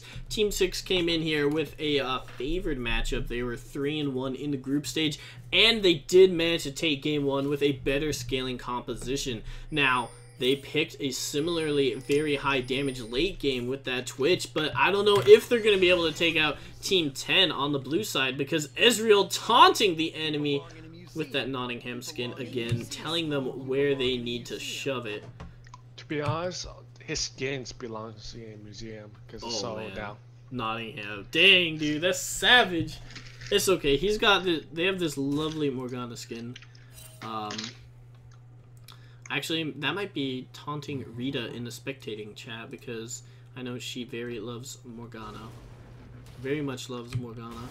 So like, look at this. That's how she plays now. Oh, oh my gosh. I've been betrayed by Rita. Oh well. I guess I don't even know my own clubmates anymore, but looks like Poppy gonna be helping out with that blue buff and coming into this lane in a very awkward position. Cheese, maybe? Nah. Yeah, looks like he was hoping that he could get it, but Chief Raccoon missing both melee minions and the level 1. That might be a little tilting there. Yeah, that happens to me actually quite often. I mean, don't Your worry. Q does your Q does weird amount of damage. It does a lot to champions, but like does nothing to minions because it sends HP. So. Yeah. So Chief Raccoon trying to just get away. He uses that heroic charge in pretty creative fashion, using that minion, and now the minion is pretty low, so it gets another free CS. But he was able to get a level 2 advantage because she prized on pushing the wave inside trade. Nice. So, speaking of winning the trade, you saw when Janna popped that Eye of the Storm, Twitch was able to get a little aggro, but a lot of this Tormented Soil harassing Twitch down slowly but surely. yeah. Also, minion aggro is a pretty big factor when there's a candy minion. Candy minion hurts some. Take minion aggro. We'll see if either team comes out. Ezreal's actually down 5 CS already, which is a little strange. Oh my gosh, Death Run and WC! Alright, he got a doesn't die. smite. He knows what he's doing. He's not a boosted Bonobo like I am. Oh man, Snapple getting hit by that very long range Dark Binding. Gonna be feeling the Thunderlord's proc from the Morgana, actually. Notorious Spook gets one apprehend in there, but Chief Raccoon with the stun almost got the kill for Worker Aiguao, and he actually flashes forward and almost gets Hammer Shock to finish the job, but not quite. Notorious Spook is running back to his tower. That's the worst feeling if you're, He missed his right Q, so he was able to get health reach. Like, it was really, really close. Yeah, Notorious was like being greedy, staying around. Hecarim, like, was lucky that Hecarim wasn't nearby to punish this play. Yeah, they do have very good vision control around the river area to maybe spot the Hecarim, but he definitely could have come through that little blue buff area. Now he's actually going to be coming toward the top side saying, hey, you trying to bully my Poppy 2v1 her? I'm in control now. Gonna be very too good. Just so many wards on top side right now. You can see exactly where Hecarim's going. Yeah, Hecarim actually trying to get a sneaky gank onto Notorious Spook. He's gonna get shoved out here. And meanwhile, a binding lands in the bottom lane, but there is a ward in that Tribush, so nothing really happening. Alright, Look at the slight freeze right now. He's like also taking a lot of minion damage. Yeah, looks like Hecarim just trying to figure out something to do, and you mentioned that Hecarim's not maybe the greatest early game jungler, and right now just wasting a little bit of time walking back and forth between the mid lane and the top lane, even though there's no camps up in the enemy jungle, so waste a little bit of time, and you can see that Rek'Sai got maybe 50 gold ahead real quick. Let's see if Rek'Sai can do something with that time. Might just grab the Scuttle Crab. Yeah, Poppy is down a lot CS against versus Darius. This is just how it works. Poppy actually outscales Darius by the 20-25 minute mark. So hopefully, like, she just needs to survive and just not give up any kills. Sounds like the reverse of the last game where Chief Raccoon was the one that had to put the pain down, and now it looks like you were talking about Darius aggressive early game but taking so much minion damage. There comes a passive auto ranged auto attack from Chief Raccoon. Not gonna be picking up the kill just yet. Yeah, it's like Darius is actually pretty squishy. Oh, yeah, but meanwhile Snapple's getting down here. He pops an ambush, but it's camouflage and he gets bound up. First blood for Ezreal. Oh, Oz bringing in the pain. They first picked that, or second picked that Morgana, wanted the ability to get those bindings, and it pays off so far. Yeah, you can tell, like, Twitch has really weak laning phase, and they punished that perfectly. Following with this, using Ezreal. Nice. And Rek'Sai tried to answer by coming down there, but Aiguao was just barely a little too late to save his comrade. So that's going to be the first 400 gold lead going over to the blue side. Meanwhile, there might be another one here. Sabotage 27 getting hit by that devastating charge. Just going to be harassed down, and that might be a little dicey for her to stay in this lane with a level 6 Lissandra with Ignite. A lot of focus have been put on like the Hecarim top lane. He actually used the control ward, and like Darius pretty much made Darius back in with last year's. Ooh. Lazarlord going for a pretty creative gank there from right over the wall, and oh man, Sabotage 27 bringing out his StarCraft roots, BMing the enemy team with that question mark. That's starting StarCraft. He's had to deal with a lot of surprise ganks in his days playing esports. But that's why you run the cleanse. You're saying this is the correct summoner spell matchup, and I guess that's perfect. The perfect example of that. The top lane probably actually caught up a bit of CS because Hecarim forced Darius back, and now he able to get some HP. He can sustain and actually fight against Darius much easier. Oh my gosh, that Keeper's Verdict actually doing a lot of damage! Chief Raccoon gets a kill onto Notorious Spook. You can see the Spook isn't as comfortable on Darius as he was on Lowy. Like, he doesn't know like how tanky he actually damage Poppy can deal out. Yeah, good point. So the Pick Band getting significant improvements from their team. They were scared of letting the Twitch open, but they already have a kill on the Twitch, so this might be turning out pretty well for Team 10 so far. We did see Spook Nuke actually die pretty early last game too, so maybe he can bring it back. But on Darius vs Poppy, it's probably a little more difficult than in Alawi vs Renekton. Looks like Oaz going to be landing some more harass with his Q. Both teams are taking a bit of a breather now. Blue team actually doesn't have any wards except for that one control ward in their Tribush right here. But Sabotage has been keeping Sabotage, and I should say his jungler have been consistently warding around that mid lane area, so kudos to them, trying to keep an eye on the Hecarim, but so far they're just aiming for the side lanes. Aiguao trying to gank top lane, but it doesn't seem like Poppy's overextending, and the game's aren't really working out as well. Snapple again gets just too close to the Morgana, and she pops the Soul Shackles. I don't know if that's going to be the kill. Flashes have had to be burned on both laners on the blue side, I mean the red side. Blue side are very happy they didn't have to burn anything. Notorious Spook trying to do something, but all he has is the Caulfield's Warhammer, so he is in the lead so far. Notorious Spook trying to get in a position where he can ultimate to execute them. Flashes away under the turret, but Aiguao actually has the aggro. A beautiful combo play by this dynamic duo. That was a very good communication, knowing like knowing that the backside was coming from towards the enemy tower. You flash towards the enemy tower so that you can be closer to Rek'Sai. And Rek'Sai tend to tower so that Darius can go in and get the last auto off to kill Poppy. It takes and now you're rewarding with the tower. It takes such presence of mind when you're about to die to flash into the enemy tower. But Aiguao being able to say, hey man, don't worry, I already have turret aggro, you can flash to dodge the killing auto, and then gets the dangerous game. Really well executed. We saw that in the first game they didn't have very good gank synergy, but maybe that could have just been stage nerves or something similar to that, so very well done.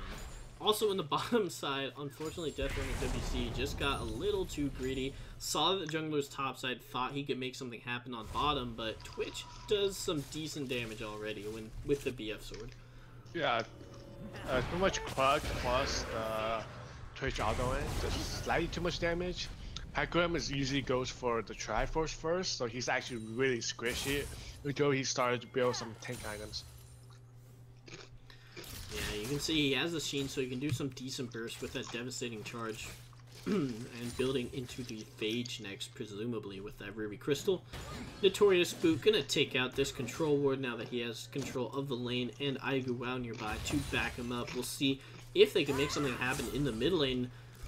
Laser Lord getting dangerously close to that bush. Meanwhile, Hecarim does get spotted out by the Orianna here. Rek'Sai should be coming back instantly, but she is not just yet. Aiguao was a little bit delayed, and that could be the kill. Going over to Sabotage, and no! He gets away just barely. That cleanse coming in pretty clutch. Yeah, cleanse just counters loud, not loud. Lissandra really well because he pretty much denies it. Yeah, and Notorious Spook again trying to make something happen, but Chief Raccoon timing the Keeper's Verdict very well, gonna be able to pick up another kill. Now it's 2-1, and with Poppy on that Sheen, gonna build toward the Iceborne Gauntlet, I would presume. That's just gonna get more and more difficult for the Darius. Meanwhile, Snapple knows that the Lissandra ultimate is down. He's actually gonna be ganking the mid lane. I don't think that's enough. He was able to pop a health pot right before last tick, so well played by Lissandra, but that is going to be his flash, so he might have to keep that in mind next time he wants to do a surprise play. And Chief Raccoon could be caught out here a little too greedy. None of his teammates are nearby. Yeah, having a Rek'Sai and the TP all right on top of you, so yeah, he wasn't get away with that. And you can actually see right now that Darius is up in gold after that kill. He has 400 extra over the Poppy. So even though Poppy came out with that solo lead, being able to coordinate with Aiguao these 2 times has proven to be very lucrative. And Ezreal trying to outplay the Twitch. The first tower bonus. First tower gold bonus was exactly 400. Yeah, so just also exemplifying how useful that is. And the importance of strong lane matchups in the tower meta. Or, sorry, the meta since the tower was introduced. Good exhaust and ultimate by Janna. And Hecarim ulted right as Janna ulted, so he actually was not pushed away. Yeah, some of you might not know, but Hecarim is actually unstoppable to CC while he's channeling his ultimate. So even if you do time that monsoon, he was able to kind of predict that CC might be coming out, able to grab that CC immunity just for that. And looks like they're actually going to be starting the Dragon here. They're a little bit scared of doing the Baron in the last game, but Dragon not nearly as spooky, and they're going to get that Infernal one, which will help out so much with their Twitch.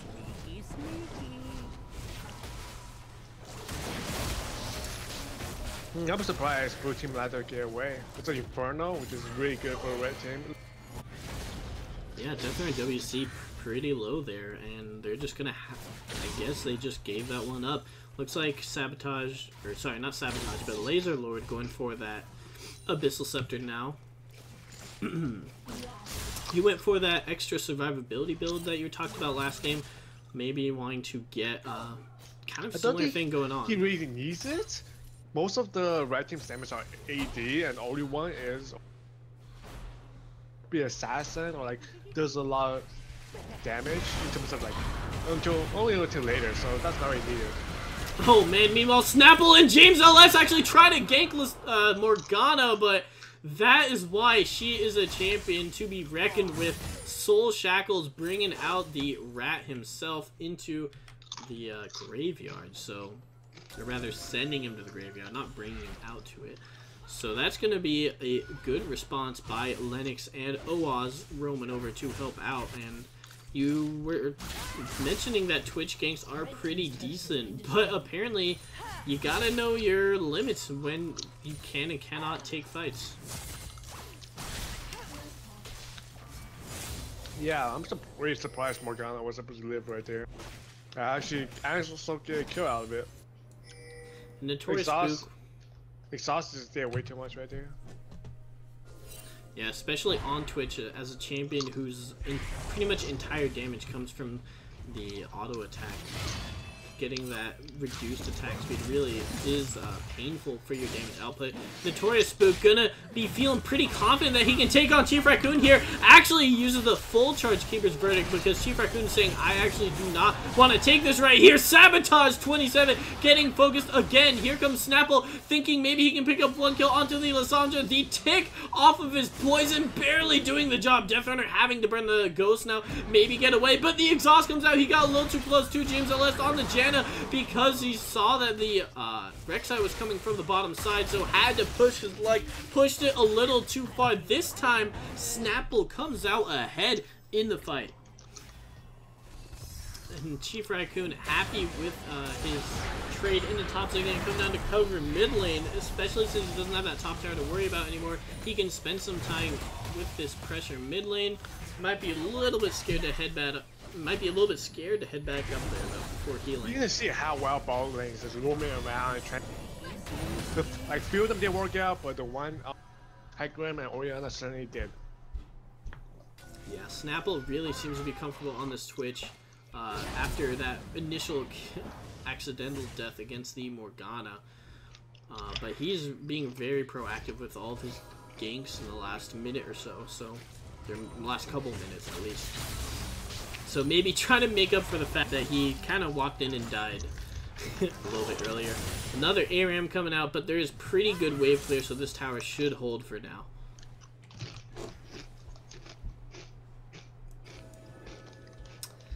Looks like Darius also going to be going back, maybe expecting Poppy to show out the top lane, and he could go respond in kind. Do you think it would be effective for Darius to try to roam bottom right now? No, Maybe he should shove it be out for the looking dragon. to just wave clear against Poppy, trying to go for the mid late game, and to just TP whatever fight happens. Some more So why not passive just plays, what you're jump to saying. farm? We Just got pretty much a just couple farm. minutes. Top lane, split push, couple minutes. Red team does not want to fight right now. They're like, the blue team's power spike will be hitting the moment as we'll finish the Triforce. And It's they want to spooky like, ghosts come out. they don't want to fight until like way after that. Looks like people are taking a breather just for a moment. Hecarim is coming by though. Chief Raccoon going to be throwing 1 damage. Hammer Shock does miss and has to burn the flash. Good flash. See Hecarim running at him like that. Yeah, and Poppy didn't quite get the Q off, but Notorious Spook was playing a little bit too aggressively earlier. We saw him die a couple times, so being able to change his playstyle to make sure that he respects the fact that Poppy knows what she's doing. Speaking of Poppy's which, really strong. Is a really strong top lane right now. you know what I would like Get to your see? back. What? Is Poppy go for a ZZ Rot Rush so you can get that auto stun off your heroic charge in the middle of the lane. Some special tactics coming out. You can do that once every 5 minutes. Hey man, maybe it's worth it, but meanwhile, Lissandra actually gonna be blown up here in the mid lane. Snapple almost goes down, but he gets several autos off on the Ezreal. Ezreal actually flashes away from the enemy team, and they're able to get out after a 1-for-1 trade. That was super chaotic. Lissandra. Really good ultimate to save Hecarim right there. If he didn't ult, Hecarim would have died. Yeah, so that's 1-for-1, but the champion that died, Lissandra, on the blue team was their primary source of wave clear, so this could be a little bit tricky for the blue team going forward. I think Team 10 will be pretty happy that their opponents are going toward the dragon area. Well, I guess they wouldn't be happy, but they don't have to force a fight right now, and it's just an Aqua Dragon. Yeah, it's always a dragon, so its value isn't as high.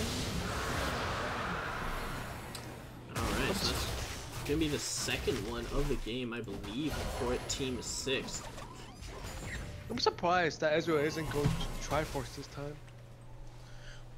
He won last game, but not this time. I don't know. Looks like Laser Lord Exactly. gets out of there. Yeah, he's going for the Iceborne Gauntlet, and you were mentioning how last game their team needed some damage, and he definitely did a lot of damage with his build, so... I don't know, I guess if we're lacking later on in the game, that might be something you can critique him on. I feel like this game is better with the Triforce than the previous game. Okay, you don't think the Iceborne Gauntlet is really needed? I mean, Iceborne Gauntlet is actually pretty good against Rek'Sai and... Yeah, meanwhile, Igual almost gets caught up there, but flashes away from the devastating charge! True shot barrage from Oz saying, hey buddy, let's go. That's another kill for him. He's 4-0 right now. Oz really wants to take his team to the finals here, but Twitch wants the same thing. Snapple trying to ambush Laser Lord. Laser Lord is getting pretty low here. Has to burn the ultimate, and the Shockwave does miss because they dodge it. But a great flank from Deathrunner WC using that Onslaught of Shadows is going to be able to take out another person there. And I don't know if Snapple can really turn this one around. There's 3 people, but he gets one shutdown. Ring of Frost going to pick up the kill. You can see how much damage Twitch was doing right there, but the moment Hecarim comes in, it was like they were down too many people for them to win the fight. Igual got caught out by the Poppy.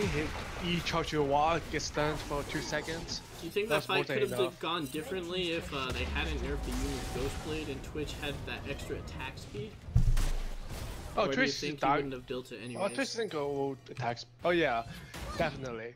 If he had Ghostblade instead of the item he has right now, Ghostblade does way more damage previously than it is right now. So everyone talking about these nerfs, it's kind of hard sometimes to remember the patch notes and see them in game, but I think that might have been the turning tide. So having to go for that crit item two item crit power spike definitely showed up in that last team fight where he wasn't as strong as he could have been. Yes, but he'll be much stronger later on with this build. Yeah, definitely. So I'm really going to be excited for the 43-minute mark battle in 7.3. Maybe we can see that 1v3 actually pull something out. I think he needs to be much sooner than that. He has 6 kills. That doesn't matter.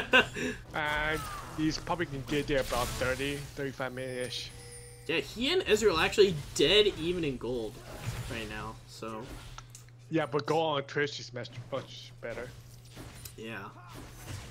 So, gonna try to be sneaky. He's actually, speaking of being sneaky and spooky, Notorious Spook is in this bottom bush. Oz is getting really close. I don't know if he's gonna be able to get out there. He does dodge the Q from the Darius. I don't know if it's gonna be the kill because Hecarim comes in, devastating charge, knocking him away, and the Ezreal ultimate comes out. A good communication by the blue team, getting their jungler over there. Team 10 able to avoid that death.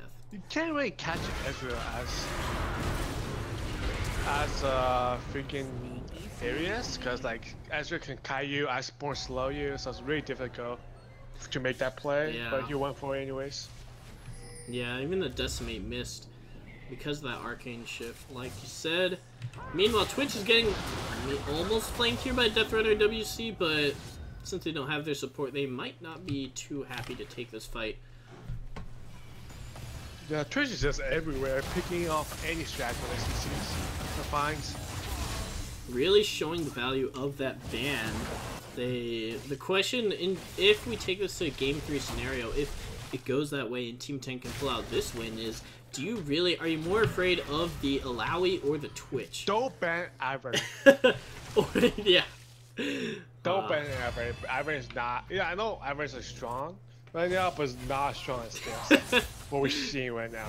Not as strong as this complete domination. Twitch even has red buff. He's finished his Infinity Edge. He's going to open up onto Oz. Doesn't even have to pop his ultimate. And Ezreal's down to half health. Going to have to back away here. Wow, actually a really nice binding there from Morgana. Doesn't really amount to anything, but I'll give him kudos to landing that. Nice job, Morgana. So definitely not the Ivern ban, but Twitch. The Twitch ban is definitely needed. You know what they should leave up is the Gangplank, and then we can see the Kennen Gangplank dream matchup, like we talked about. Yeah, I think it's gonna go bad for blue team. Even if Canyon wins the laning phase, the impact of Gangplank is much higher. And speaking of impact of Notorious Spook on this game, he does pick up another tower for his team. So that is going to help them catch up a little bit in terms of gold. Looks like Deathrun and WC is just kind of wandering around here, taking some harass damage. Was trying to maybe get the angle on Aiguao for his team to pick him up, but Aiguao is just too tanky right now. The Psycho Inferno Drake is coming up, and both team wants it. Hecarim still hasn't got to that point where he's like really, he's like almost to that point, and Rek'Sai is just being like a tanky menace right now. Oh! Yeah, oh man, Twitch actually walks right past the Poppy! Poppy, oh saw my him! gosh. Chief Raccoon had the opportunity to completely destroy this mid-game. You talked about in Champion Select that Team 10 have the mid-game spike. This is the fight they want to take. And just let the opportunity slip right through his fingers. Unfortunately. Yeah, they really want to fight right now. Like, Ezreal just completed his, what's that? How bought the item so long? Moromana? And they really want to fight before Twitch just goes off.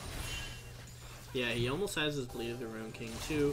Twitch still only on the 2 items, not really near his 3rd, but he has 1,500 gold in the bank, so they don't really want Twitch to back right now,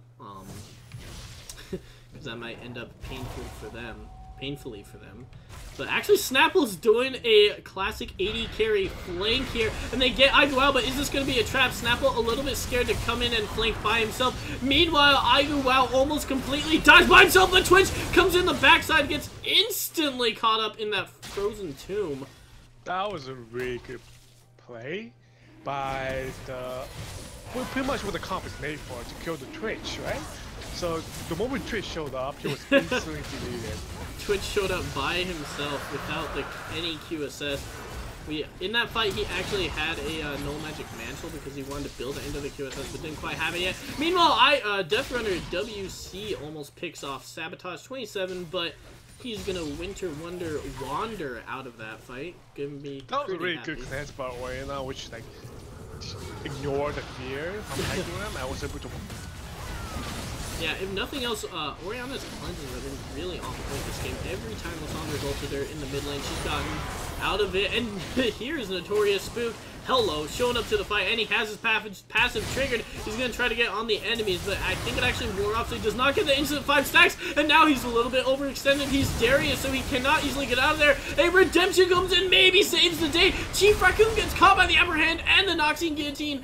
Notorious Spook coming back with the damage. Lennox is going to go down there. That's going to be another kill. Is this going to be a Baron for the Team 6?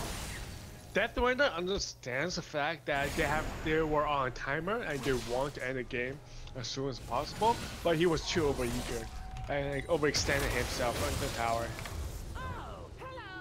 So that, like, he knew that they were on timer trying to get a big advantage that he could, but he just lost a lot by doing that. Yeah, they do get the mid lane tower out of that, and there's a second mid lane tender threatening to go down. Notorious Spook does get one decimate off there, getting a little bit of heals, and they do get 2 turrets off that play. That's going to swing the gold back into their favor. If nothing else, these teams are pretty evenly matched, just in terms of the leads that they keep trading. And you talked about blue team has this mid-game power spike. Do you think they can still pull it back, or do you think the fact that they've already started to fall behind is a very worrying trend going forward? Worrying trend? Yes, indeed. Yes, indeed. And especially now, Twitch had finally finished the QSS, so he would be much harder to kill him now. And yeah, it's a 30-minute mark, and they're down in terms of gold. It'd be an uphill battle for blue team. Yeah, I don't know if Twitch is going to go for any more of those single flanks against Lysandra. Even if he gets the QSS off, they might have a lot of burst between the Ezreal and the Lysandra just in terms of damage. So we'll see if Twitch can find the proper areas to open up with that spray and pray. If Twitch can stay next to Janna and flank and open up, yeah, it will work out. All right.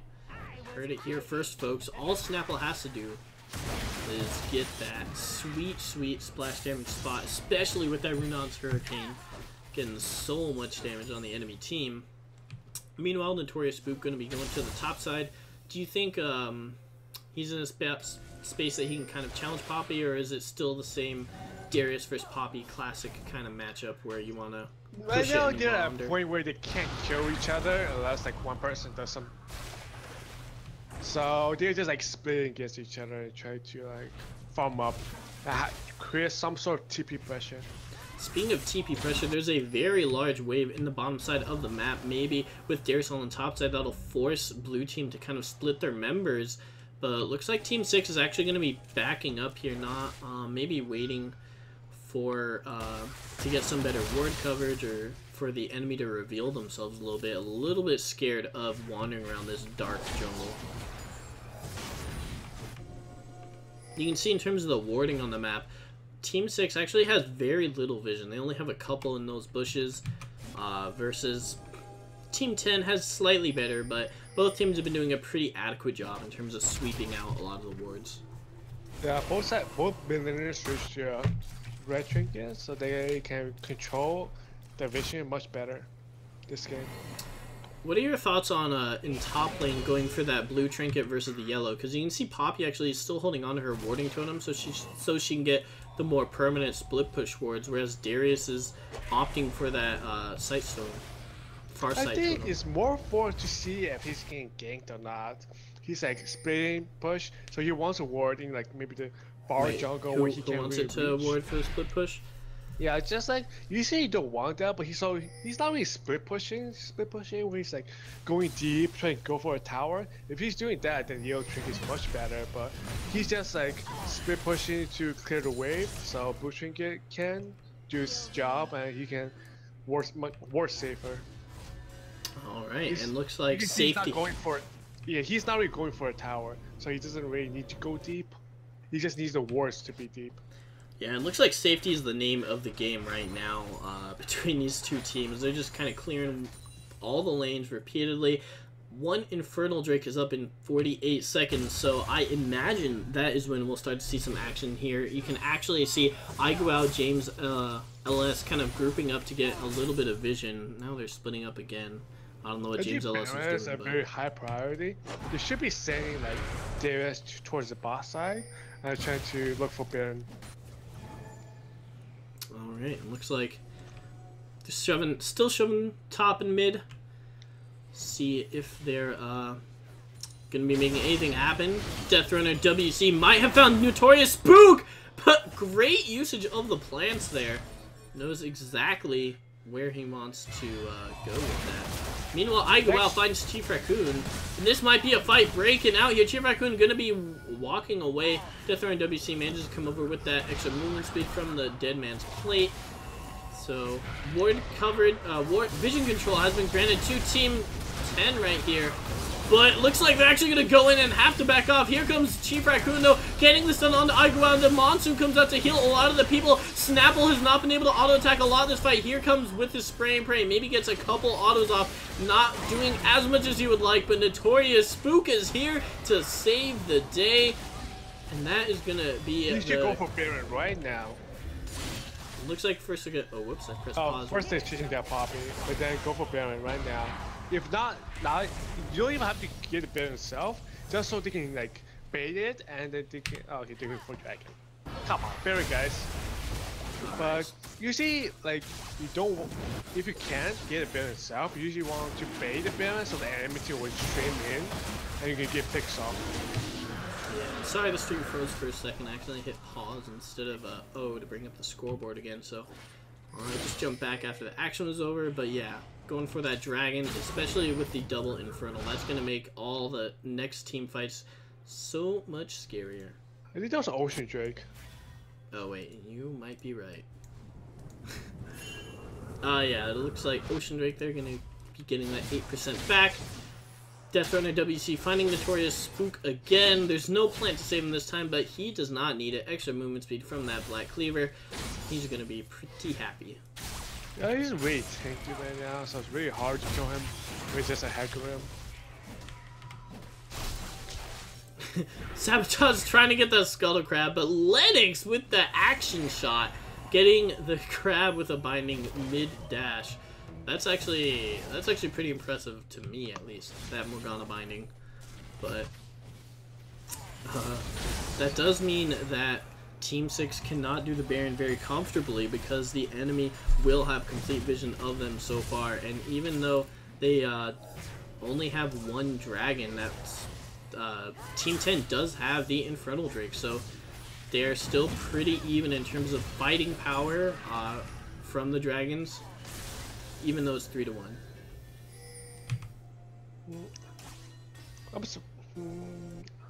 Yeah, both teams should be looking to do some objectives right now. Red team mostly at Baron because they actually have the map controls, and then they can easily go there. Look to create some sort of pressure. Notorious Spook, again in the spooky bush position, sees Chief Raccoon, not going to be quite the prey he was intending to kill. I don't think he can really kill anyone on the team right now. Maybe if Morgana came to split push, but Twitch has got that completely covered. Being able to just completely destroy Lennox, and with a double wave in the top side, this could be just a free tower into a Baron for the Team 6. Yeah, Morgana's really squishy with this build with not much HP. And Aiguao actually going completely in here. He's going to get locked up a little bit, but a good shockwave catches of Oz, sorry, off the backside, and Spray and Parry getting popped for that extra range. Going to be able to get one kill on the enemy jungler. Is this a Baron play, do you think? It has to be. Come on, guys. Come on, not like this. They lost. That was like the biggest objective in the game, but it seems that no one really likes to go for it. They do get that turret on the bottom side for Notorious Spook. Maybe they're a little bit scared of the Lissandra Ezreal AoE, but they do come out with a small lead from that fight. Now up 5,000 gold at the 38-minute mark. Almost starting to get toward their final builds here. Morgana just spot out Twitch. This could be a repeat of what just happened, but a nice juke from the Twitch means that he won't get hit by the True Shot Barrage. Yeah, Morgana, right now Morgana's like the juiciest target. So really, really squishy, and like Twitch can just like 3-auto the Morgana if she dies. So she need to buy like some defensive HP armor, just so she can stay alive just a second longer. Yeah, and Poppy going now for that Frozen Heart to try to mitigate some of the Twitch attack speed in these super scary team fights. But he already has his Last Whisper upgraded into the Lord Dominic's regards.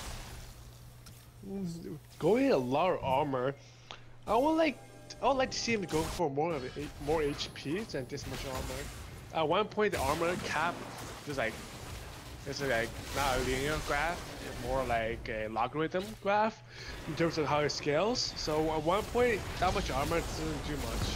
That's much. Alright, they actually finally catch Lennox out a little bit, but he flashes away, and actually Orianna gets punted out of the fight. Now it's a 4v5. The Baron is still attacking whoever's nearby. Chief Raccoon tries to go on Twitch, but has to back up. Notorious Spook is in the middle of the fight. Here comes the onslaught of shadows, and Ezreal comes in with a cleanup ultimate onto Sabotage 27, but the red team is just so much more stacked on top of each other, so they do have the greater power in numbers. That's going to be an even fight in terms of kills until Twitch gets another one. He gets the ambush reset. He's going to try to get the extra movement speed and attack speed from the Twitch. He autos a ward first, and that might be the kill on Ezreal. Aiguao trying to pick up Ezreal. An ace for 3 in exchange for the Baron. It looked the opportunity to do Baron. I don't think it's worth it to actually chase for the kills, cause like they didn't get anything out of it except for gold. I mean, gold's always good, but at this point of the game, you really want more objectives than gold. And I want to point out this little ward debris right here above the top inhibitor tower.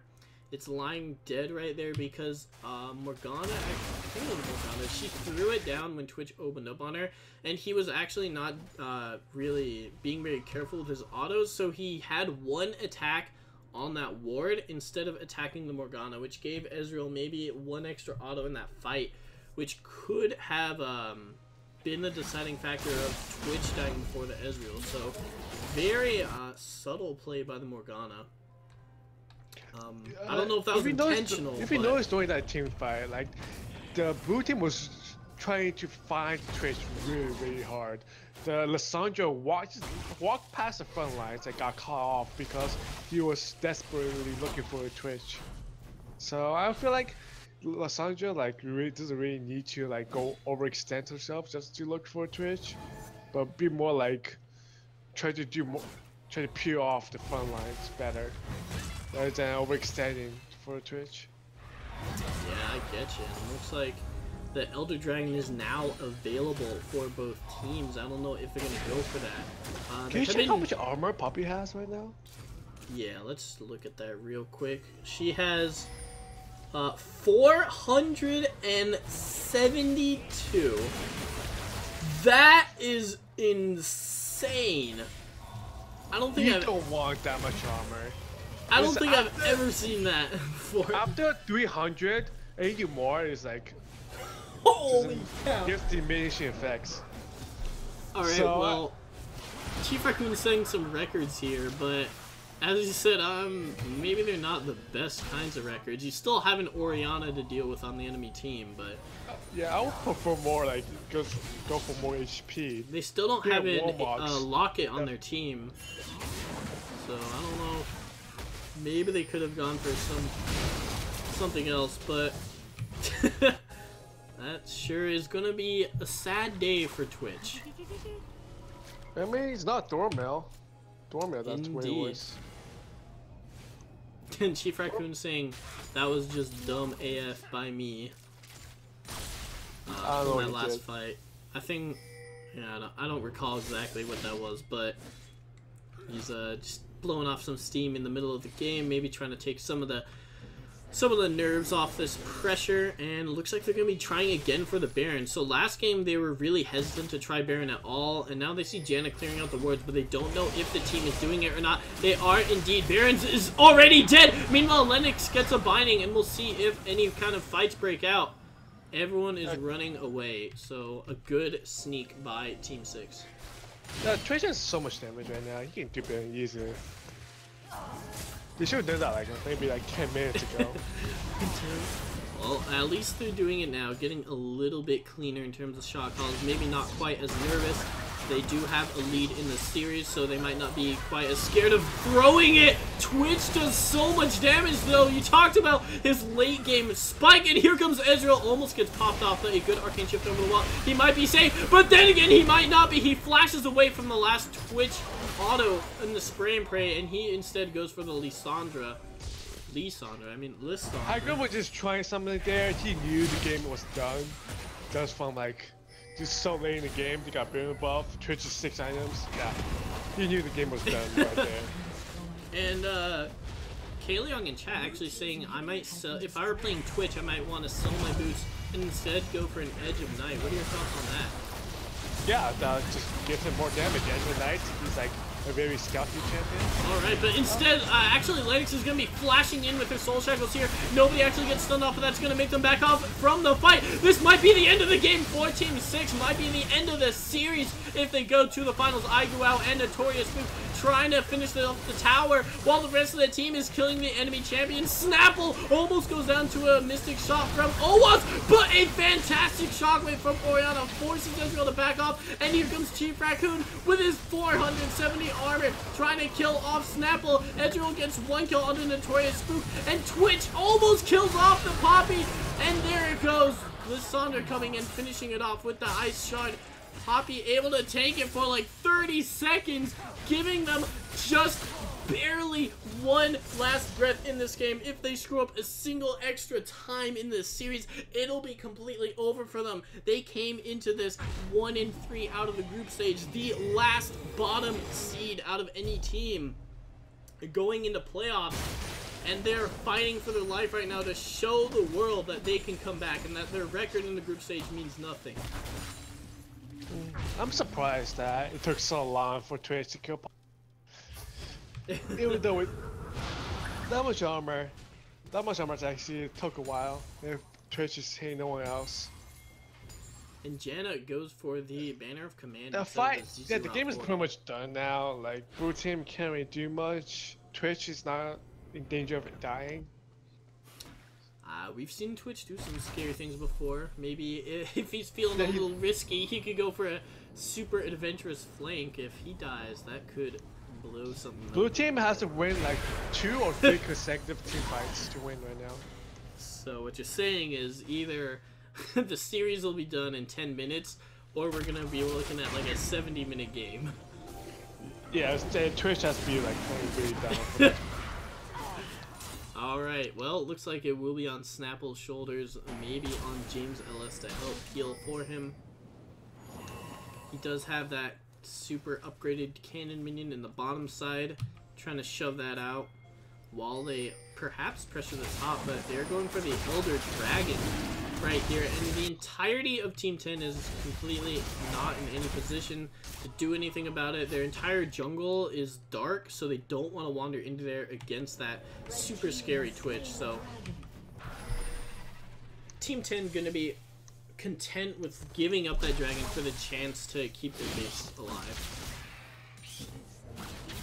And here comes Twitch, sneaky on the warpath. He's blazing bright red right here. I'm not sure how the other champions don't see him, but he barely dodges out on that Mystic Shot. Death Runner is going on him. He's by himself right here. Flashes, but the Lissandra gets him with the ultimate. We are talking about Twitch's positioning, and now Ezreal does get shut down by Notorious Spook. He was not able to kite away as well as he would have liked. That's going to be a 1-for-1. Both 80 carries down.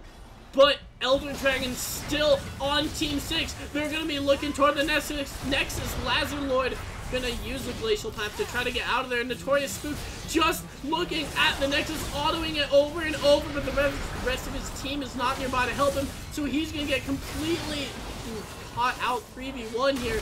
But he has a GA as opposed to the Poppy, which means that this is going to still be favoring Team 6 right now. All of Team 10 is getting pretty low. Lazar Lord's on the opposite side that he wants to be.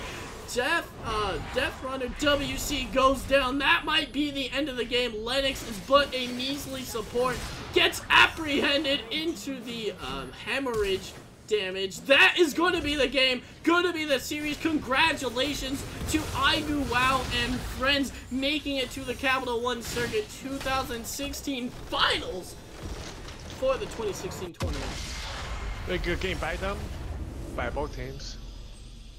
And in the final fight, they used 2 ultimates just on Twitch. Twitch QSS the hacker multi, but so the subject came in and was able to lock down the Twitch. Yeah, but it was 2 ultimates and then nothing else for the rest of the team, and they were breaking up. Also, they were too far behind. All right, before we look at the damage, do you have any predictions on Yeah, which champion it might be? I don't think I predicted this game. All right, let's look at it. Holy cow, 48,000. I mean, last game we saw 70k, but that's because it lasted an extra 15 minutes. But yeah, pretty far ahead of everyone, especially his own team. Pretty much double anyone else's damage. You can tell from these games that there's like this in previous game that there's some must bans that the blue team didn't. I mean, the Death Runner's team didn't take. For example, the Twitch and the Ilaoi and like they look like they're must bans for their team.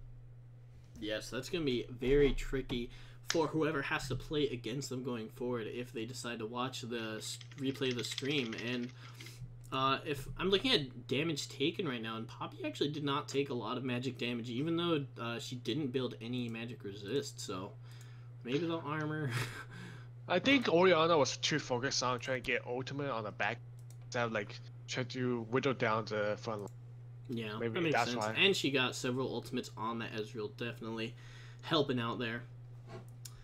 So, if you had to give a series MVP, or if it's a different one from this game, what are your thoughts on who I really think it's pretty showed obvious how Twitch performed. 18 and 8 Not only there. like being the team 5 power, and he also like mid picks all over the map. So definitely to Twitch. Yeah, Snapple. huge shout out to Snapple, and of course James LS for keeping him alive as best as he could. James and Ayuao only had 1 death this entire game, so that's really impressive for battling back and forth for 50 minutes. Indeed. But in the end, it does go to Team 6.